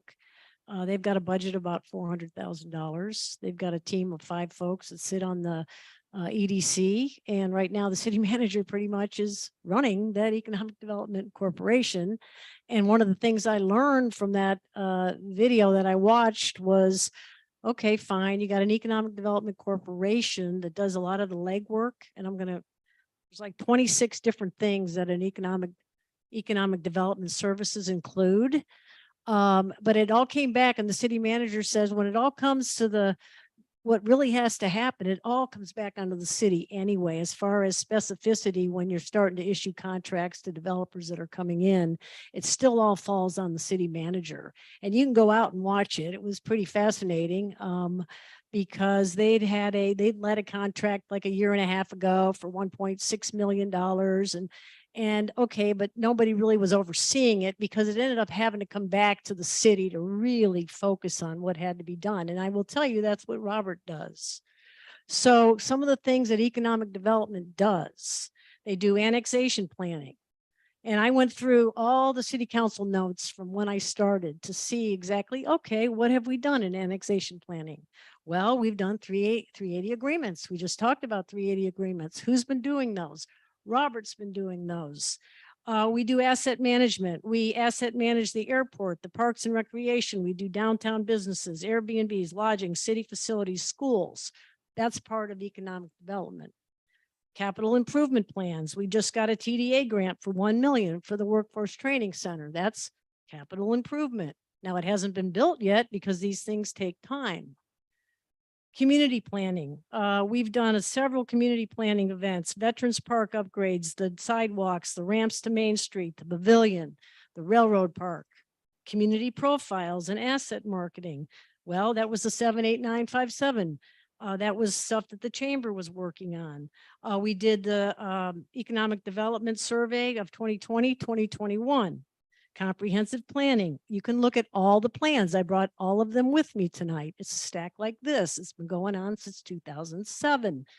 I introduced these plans at one of the first hot topic huddles I did, and we looked at all the mission goals and values, which aligns with what Jill just presented tonight. A lot of it still hasn't changed.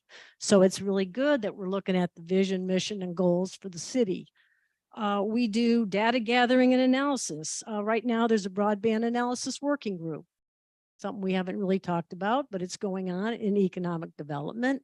Data gathering, let's see, development services, workforce development, $4.8 million grant. That grant happened because the city of Smithville, the Chamber of Commerce, and a group of other interested and people that were volunteered got together and actually applied for that grant. So it just isn't one person. It's a group of people working together to make this stuff happen. The Build Back Better grant, the St. David's Foundation grant, the workforce development. We've done development assistant programs in the SEDC housing subcommittee that we put together to try to figure out what the heck we're going to do for housing here. Nobody's coming here because there's nowhere to live. And our rental properties are high, and people just can't afford it. And I have firsthand knowledge. Every unit in the housing right now is full.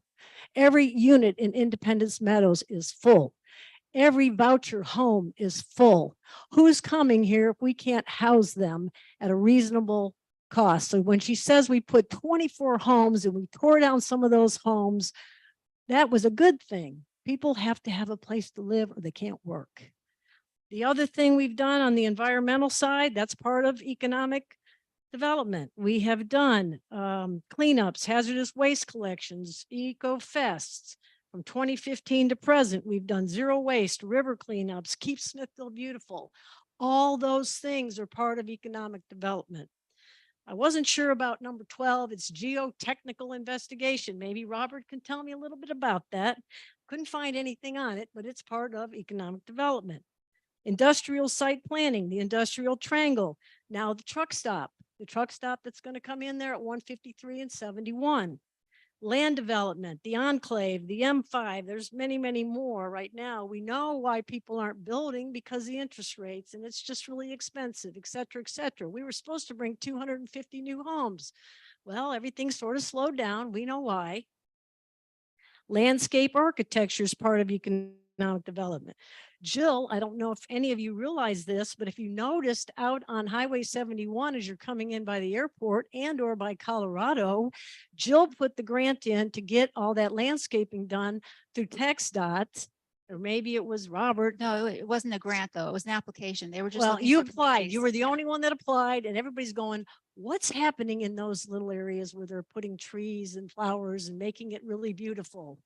Jill was the only applicant that put something in. So as you're coming in now by the airport always looks great, but now there's a little area there that's going to look even nicer when we get some rain. She was the only one to submit that grant, and that was in 2020. Market matching, we've done the Pam Mundo, she did an analysis. Tip Strategy came in and told us, hey, these are the skilled trades that we're going to need in this area. That's why when you talk about the hospital, Spiridrill, Centex Marine, they said, hey, we need more welders. We need more plumbers. We need more HVAC. Well, when you bring a workforce in and then you can provide those people into those companies, that's part of economic development. Overlay of the district, historical district, the preservation of the district, the design standards, the renovations that have happened in this town, that's all part of economic development. Parks and trails planning. We've done the St. David's Foundation Healthy Parks, the Kyberg Park Little League, Keep Smithville Beautiful. Public engagement. We've held hot topic huddles. We've done economic development awareness meetings. We've done surveys and focus groups. We even have now a rural whole health coalition that's reaching out to the other 4 entities that surround Smithville. Public utilities needs assessment. I know Robert and Edward work on that. That's part of economic development. Site validation, special area plans, improvements to the Mount Pleasant Cemetery, the industrial triangle, the signage, Riverbend Park, the new sign at Riverbend Park, special area plans, staff augmentation. We put a community engagement coordinator. Unfortunately, Andy just left, but we're going to hire another person. Andy was great. He did a good job. That's what we need. We need that person out in the community to do the coordination. Project assistant financing plan. We actually gave some SBA planning to the Ice Hut. Y'all have ever visited the Ice Hut? That was part of some financial planning that we had done for a business owner that had come to town and helped that person get their business going. Transportation planning. This one's huge. The TxDOT for safe routes to school plan, the TA set aside, the Loop 230, of course, now the rail relocation plan. So all of these things are economic development, right? And it takes a team. There's 85 or 87 employees. I'm losing count here, but Jill's got a department. If we need to look at these things and say, okay, what are the key readiness indicators for these things? That's great. I think we need to do that. I agree with you, Tom. But all of this happens, all of this has been happening in Department 300, but really no, it's every department. It's all 22 departments, 22. So it takes the full village to make all this happen right now. And I just wanted to share with you, that is what economic development is. And I appreciate your briefing tonight. I actually, like I said, I went back and I printed everything that I could find from when I started at City Council. And I said, oh my God, this is just amazing what this town has done, you know, with the folks that we've been. And I just want to give Jill kudos. And if you do need extra help, I think that's important. I think we should look for money to give you help. You are a very, very busy person. Well, I appreciate that very much, but I wanted to also just, while you were talking, I wanted to reiterate, it does take a team, and it's all of us here at the city, but then also the chamber, the workforce, the downtown business. We have economic development happens among all of us. And the other thing was, you know, Janice listed up a bunch of plans. I had a bunch of plans up there. The more important thing from the plan is the implementation of the plan. And like I said, we've been working on those, the things that come out of the plan. The reason that planning is so important and takes time is because you have to be able to get that input from the community to be able to do it right. I mean, we don't want to do this. We don't want to do it wrong. We don't want to miss anybody's voice in the whole opportunity to make sure that we have something on the books that we want to be able to follow, that's going to be able to improve quality of life for everybody. So we've got all these plans that are in place. We're implementing those things as strategically as we're able to. And I guess I'm always a very pragmatic person. And if it's not in the budget, I guess you can find people, but I don't want to make the police department suffer. And I don't want to make, whatever, I mean, we could absolutely put together a task force, figure out what the strategies are going to be. I think I would feel more comfortable as far as measurements. And I don't want to have that just be only coming from me. I want to hear what other people think are relevant measurements. I mean, I think it's helpful to have that input from people so that we are making sure that we are reaching the community. When you and I sat down last week and talked, and you shared with me the creation of your original position in 2009 and how things evolved to the point that they are. And one of the learnings you gave me, you said I think you gave the example of the Historical Preservation Committee, long name thing, and how it started out small and short and then it grew to be impactful. So what I'm trying to say is that by creating the additional resources now, we can get ahead of this instead of waiting for the comprehensive plan. And the reason I asked the question about the sales tax revenue, because this is not an attack on anyone or their performance. anywhere. It's not saying that anybody in the city has lacked foresight. This is an opportunity right now. We've said to the community, we've got a revenue problem. We pretty much shocked people last week by saying, okay, your budget's good, but you need more. And now we're not through with that budget yet. And I think that with the opportunity to, for whatever reasons that our sales tax revenue has declined, and we are a unique position here and the upward trajectory is there, but I don't know where we're going. I mean, what's our target and what's the plan? And that's why I'm saying let's put the additional resources in place. This has nothing to do with any face. I wish we didn't have faces. I mean, no, I mean, it goes back to the reality show, The Voice, and Tyrone and I talked about this because I kind of campaigned on it. I wish we would just turn our backs and listen to what's being said instead of thinking that this is, yeah, if we're talking about somebody's performance or their personality, I mean, we just need to get rid of that. We're trying to do what's right for the city. So I think I'll stop. And one thing is, that, we've got the Lori Vincent to, town sit, that will be at City Hall. We've got the two, Lori Vincent Economic Development Workforce meetings that are going to be at the City Hall. One's to be determined in October and the other one's in November.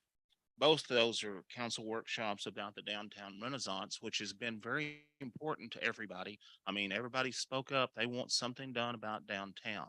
So I do want to hear what she has to have to say about that. But the other is it's a wrap up of lessons learned and next steps. I think we need to hear that before we make decisions about creating the department and everything else. I don't want to wait for comprehensive plan, but I do want to wait till we get that information that we've been waiting on, and it is so close at hand. Wait till the next budget cycle. Say that. I said, we can wait until November. And if we have to find a way to get money, we can find some way to do that. How? I have no idea, but we'll decide that then. You're the one that says, well, we go out and we ask for money from the people. Well, maybe we do that. Maybe we have volunteers. Maybe we get workshops going and have people going out. I'm a big proponent of that. We have people that I think might get involved in something like that. I think we have a great interest in the community right now, and some of the younger people have been here and are getting involved. I would like for us to strike while the iron's hot and get them in now. I'm not opposed to waiting. I mean, I am opposed to waiting. A lot of things we don't talk about also are the interns that Jill uses in her department to supplement the workload. So that's been very successful in the past. We'll continue to do that. Had another opportunity now. I just learned through Workforce Solutions. We were fortunate just this last week. We picked up an intern through Workforce Solutions through what's called the Work in Texas Opportunity. So right now I'm going to be working with Workforce Solutions, and we're going to try to get some more interns to help us, which they're paying for that already. That's federal dollars. It's already out there. And most of these folks come into workforce and then they're vetted, then they come over, they interview.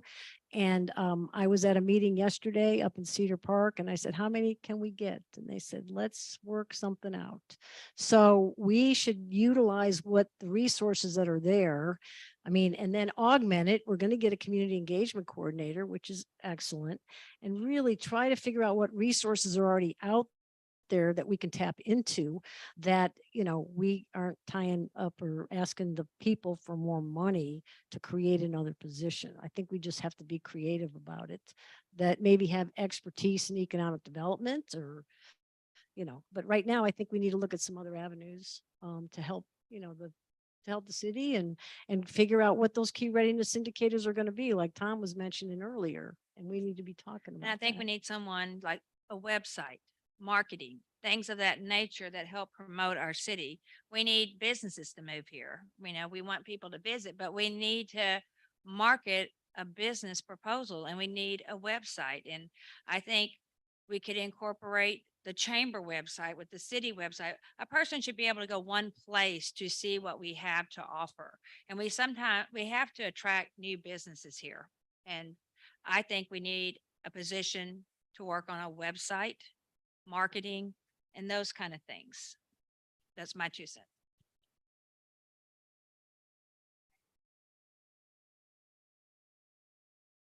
want to reiterate the KPIs, whatever it is, to me, it's not, I mean, there's a whole bunch of stuff that you talked about. Janice went through a really nice, summary of a myriad of things. I will tell you, in all the years I've been in business, if I had a manager come into my office and tell me that that's what they did, I would say, why are you doing 1,000 different things? What are the 3 things that are most important? And tell me what the return on that investment is.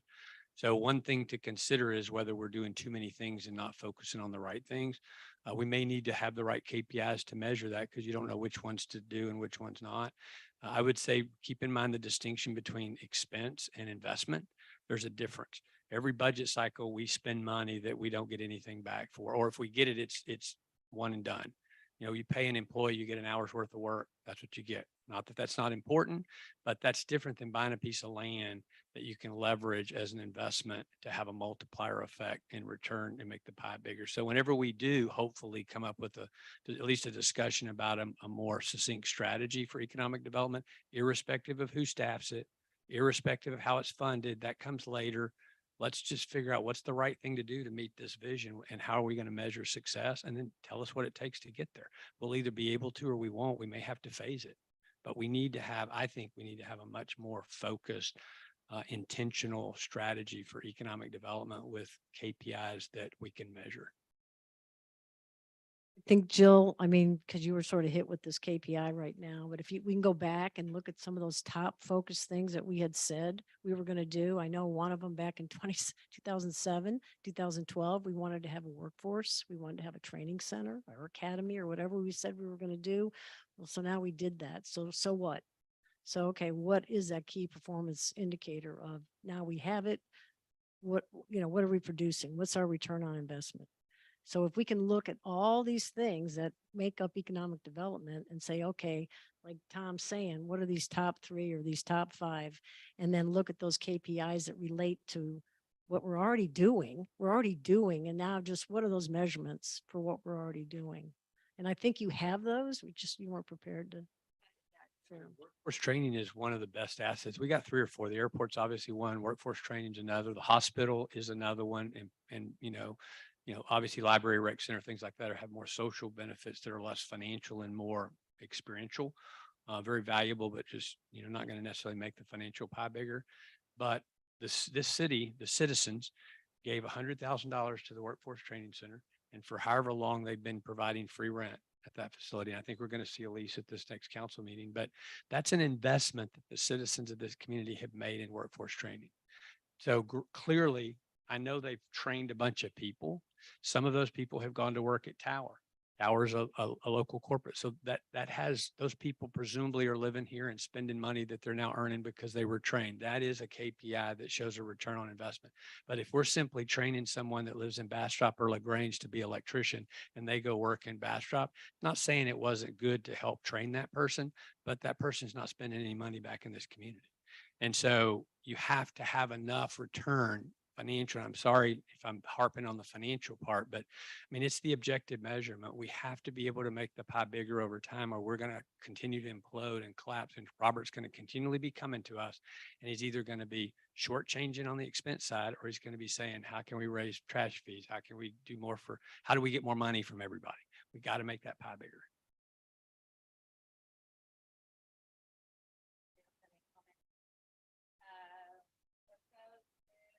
Citizens. How many citizens we still have?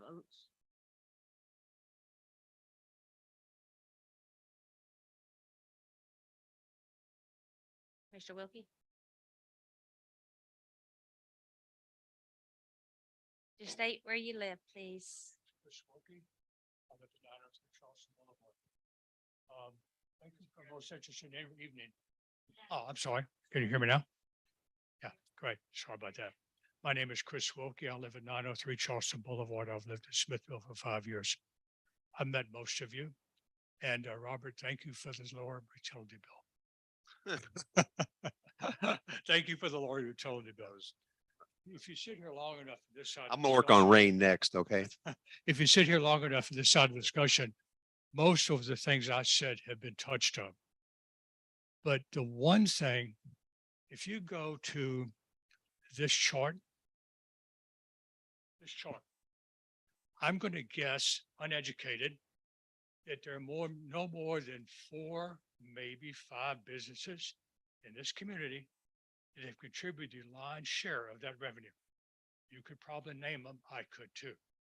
So that's the gorilla in the room. That's what Tom keeps talking about. That's what I'm saying is, what are we going to do to build more sales tax revenue that lowers your utility bill, your property tax bill? And what I haven't heard in 4 years from anybody is how we might do that.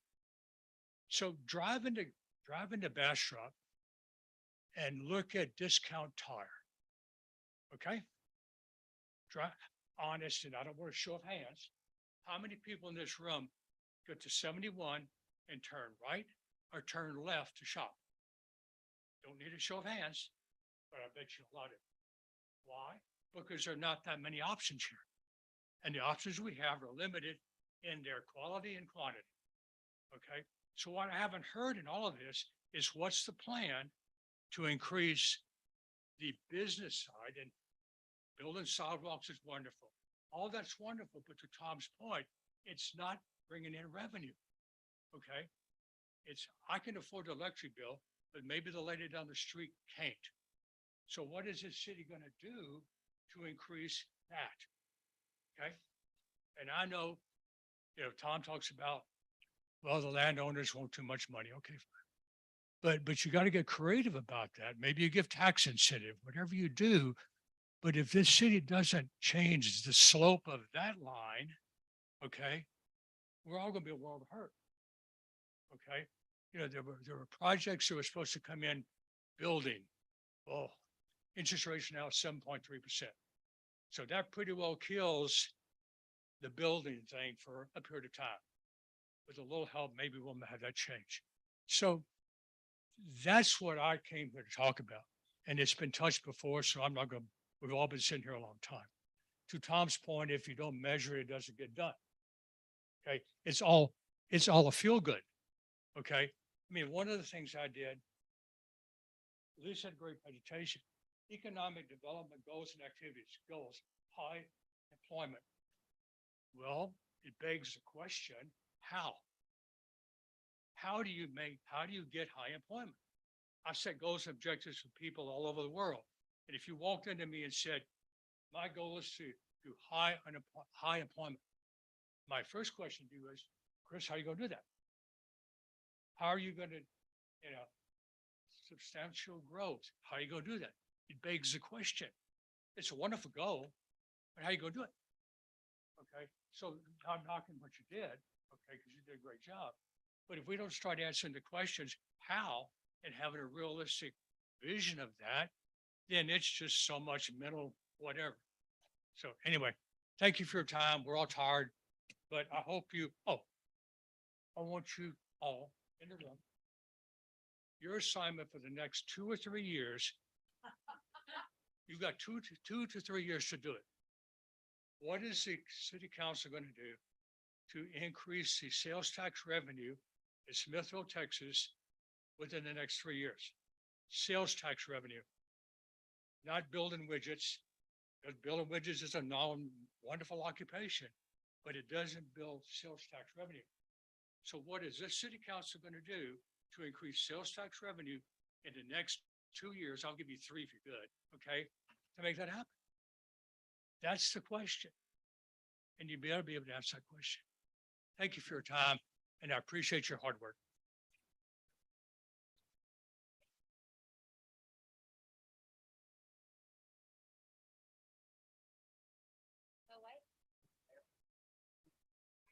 Name, where you live. My name is Jonathan Taylor. Is this really loud or is it just me? Okay. Well, I'm Jonathan Taylor. I live at 403 Walker Street. It's so late I can barely remember. I think it's 403 though. So I am a realtor. You know me as that. In about 14 days, I turn 40 years old. It's my big 40. And for 20 years, I have been a marketing executive. I've owned my own agencies. I sold my agency to a larger agency in Austin, and that led me to doing economic development and marketing for cities. And what was wonderful about that is I could actually see the KPIs. They're really simple to me. You want to raise sales tax revenue because the city wants revenue. And how do you raise sales tax revenue? You sell more things. And how do you sell more things? You have more people buying things. You have relocation and tourism. So it's actually pretty simple. If you want to know how to raise sales tax revenue, you sell more things, right? So I know you come to me for brevity usually, so I can be pretty quick here. And your mind is just amazing. I don't know how you keep all that in there. Years ago, when I started working with this city, they were very similar to us in that there was a sister city that took a lot of the revenue away. And they were seeing their industrial complex start to falter and fail, and they were having people age out and move out of the city. And so they asked us to work with their economic development corporation, they called it an economic development district there, to figure out a way to bring the business back in. And the way we did it was the same way when I teach marketing, this same thing I tell everybody, stop throwing things at the wall and seeing what sticks, because SWS, see what sticks marketing doesn't work. It's same with economic development. It's same with marketing a city, see what sticks does not work. It sounds like you have a very comprehensive understanding and plan of how to do economic development. The piece that I found missing, and if you pulled up the marketing slide, you'd see it, is the marketing piece, the messaging. When you take the idea of marketing, we often think of that as running ads, billboards, websites, but it's so much more than that. You pull back and you say, first of all, what are we marketing? And you market internally to the citizens. You say, you know, it was said earlier, Smithville doesn't need to market to Smithville. No, that's the first and most important piece. You market internally and you say, this is our ethos. This is what we stand for. This is what we have to sell. And the way you do that is by creating a value map. You create a value map by understanding what the people there want and what other people coming from different driving communities want. You create a value map and then you compare that value map to other communities and you see where your unique value proposition lies. And once you understand your unique value proposition, then you can market that one piece. Now you know your message. I guess my time is up.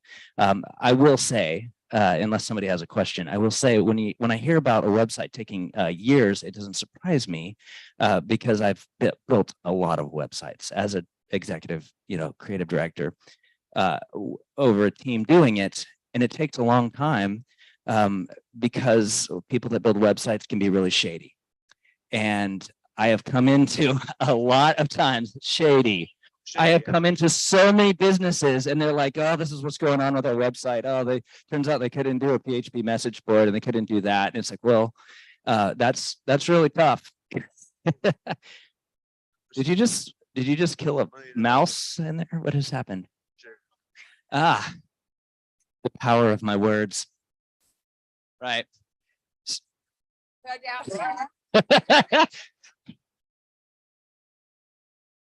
Okay, I'll wrap up. It's late.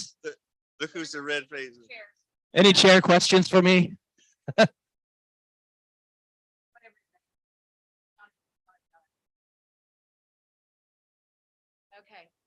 Well, thank you. Thank you very much. And I will say this in closing, that if you can bolster the marketing, the message that you push out, the message that you push internally, then you will get more people to shop here. You'll get more people to relocate, and then your sales tax revenue will go up. Thank you.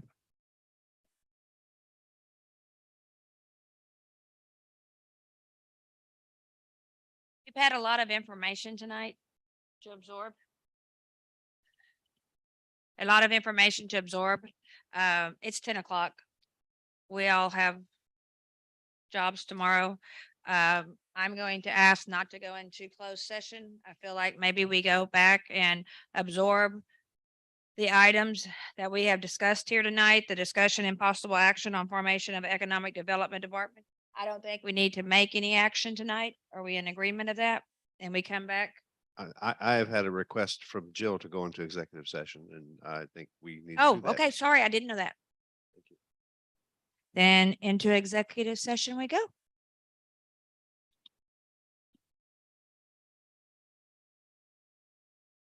Yeah, number 2, yes, let's finish number 2 if you want. I apologize. So are we going to take an action? Are we tabling it? Or what are we?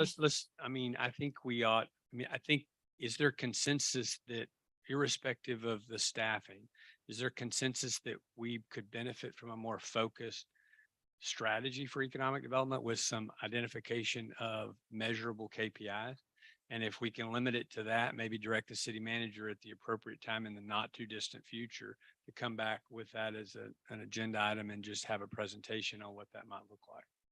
Are you I okay think with I would, that? I would like to look into what, economic development's not unique to Smithville. There are KPIs out there. Let's figure out what gets measured, gets done, Yeah, and something that we figure out can what that measure. looks like. And so, yeah, if we want to give us some time, or if you have some ideas of what you'd like Well, I'll to be see. glad to share some So, offline. I yeah. listed, I know about 6 or 8 of them. They're pretty easy.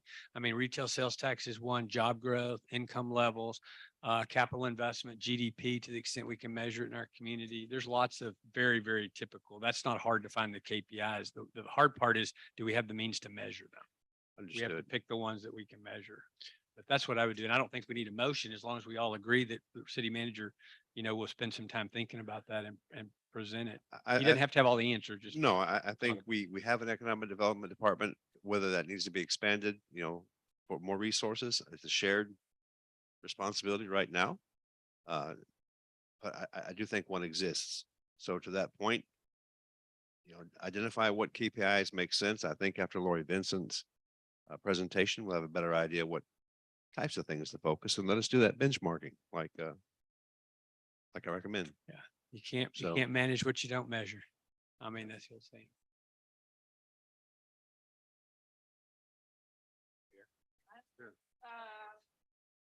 Uh, Well, Um, while she's coming up, I want to let whenever you know you that finish, you family- have 3 minutes, but when you fill out a form, please. Yes. as please. I predicted that the fuel costs were going to go down, I predict the sales tax will go up. We have Family Dollar $1.03 that's coming in. We're only 3.7 off. It's cyclical. Summer's over. People are back in school. Behind Family Dollars is the Sonic and the truck stop coming on the corner of 153 and 71. And there's still talk of a Tractor Supply coming. So these things take time, and it'd be great to have 200 acres to offer an incentive. But yeah, so look for that to come, sales tax to come up next month. And I hope it doesn't turn red anyway, whatever. Then go ahead. Brittany Olvera, 105 shop Fifth local. Avenue. Been in Smithville for 8 years. Thank you very much. It's been very informative this evening. I should have been here a long time ago. It would have been better than watching TV. I got a couple questions I would love for you to think about when you go back to think about. I would just disagree. We do not have an economic development department. What you have is what is stated here. Our vision is to maintain a small town sense of community while encouraging positive growth. I'm curious what all the growth is, and continually improve standards of living for the citizens of Smithville. I love everything we've done. I love the sidewalks. I love the infrastructure. This is all wonderful. But when it comes down to what is it brought to this town, it hasn't done much to increase sales tax to the level that it needs to be to balance your budget. And a true zero-based budget would be where we start at zero, look at what you're bringing in, and you can only spend what you bring in. That's true zero-based. So my question would be, one of them would be, what businesses have come to Smithville through the Economic Development Department?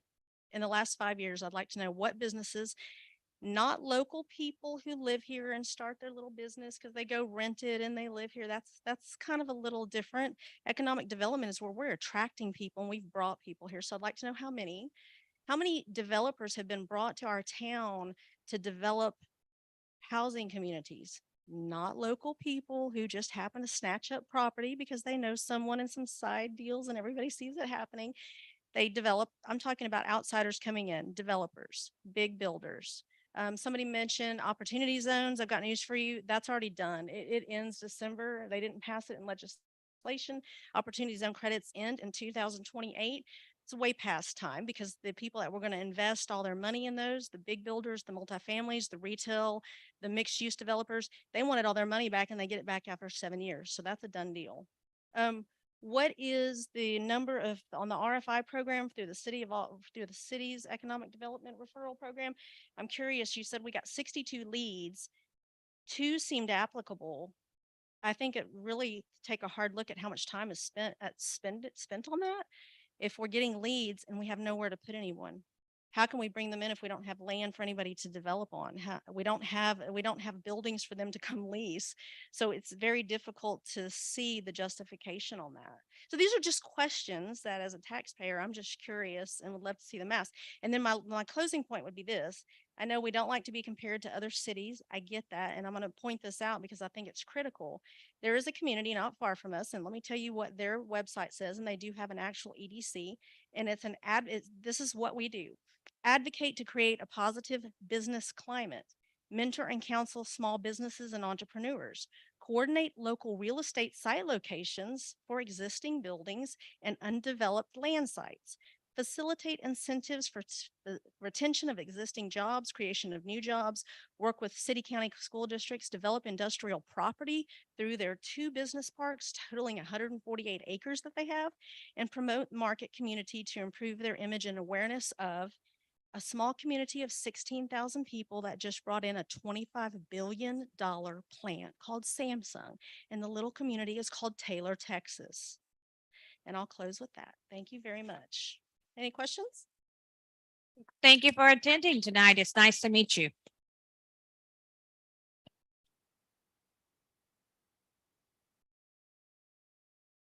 One last comment, Mayor, and before I agree that we don't take any action here.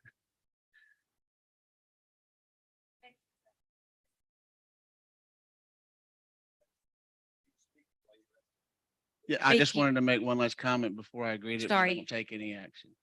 And I want to quote the infamous or famous, and I love her to death, Lori Vincent from the first meeting that we had.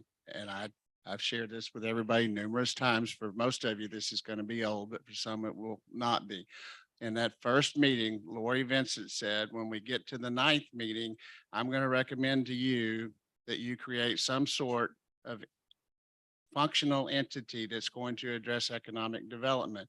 And you need someone who wakes up in the morning selling Smithville, goes to lunch selling Smithville, eats dinner selling Smithville, and goes to bed at night dreaming about selling Smithville. And I think that's the focus that we need. And I told Jill this the other day, I don't want that job. And if I were she, I wouldn't want that job either. I would like to be able to be in a department that manages it. But I think that that's what we need going forward. But I agree that we should not take action tonight. Are we in agreement? No action tonight? Yes, all agree. Okay. I don't really entertain a motion, do I? No, I don't.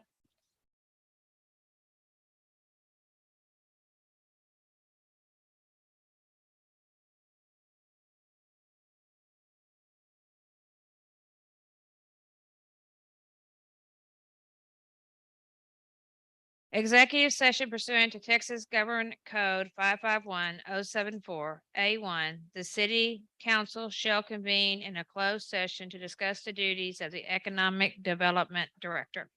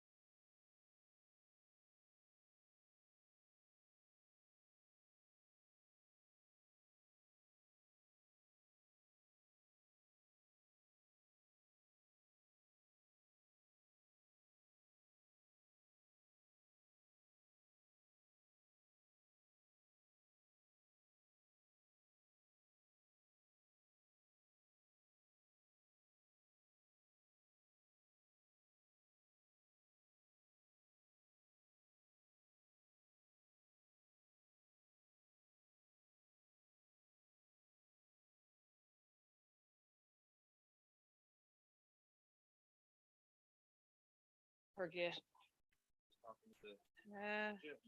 We came back to the open meeting. No, no action was taken. Meeting adjourned.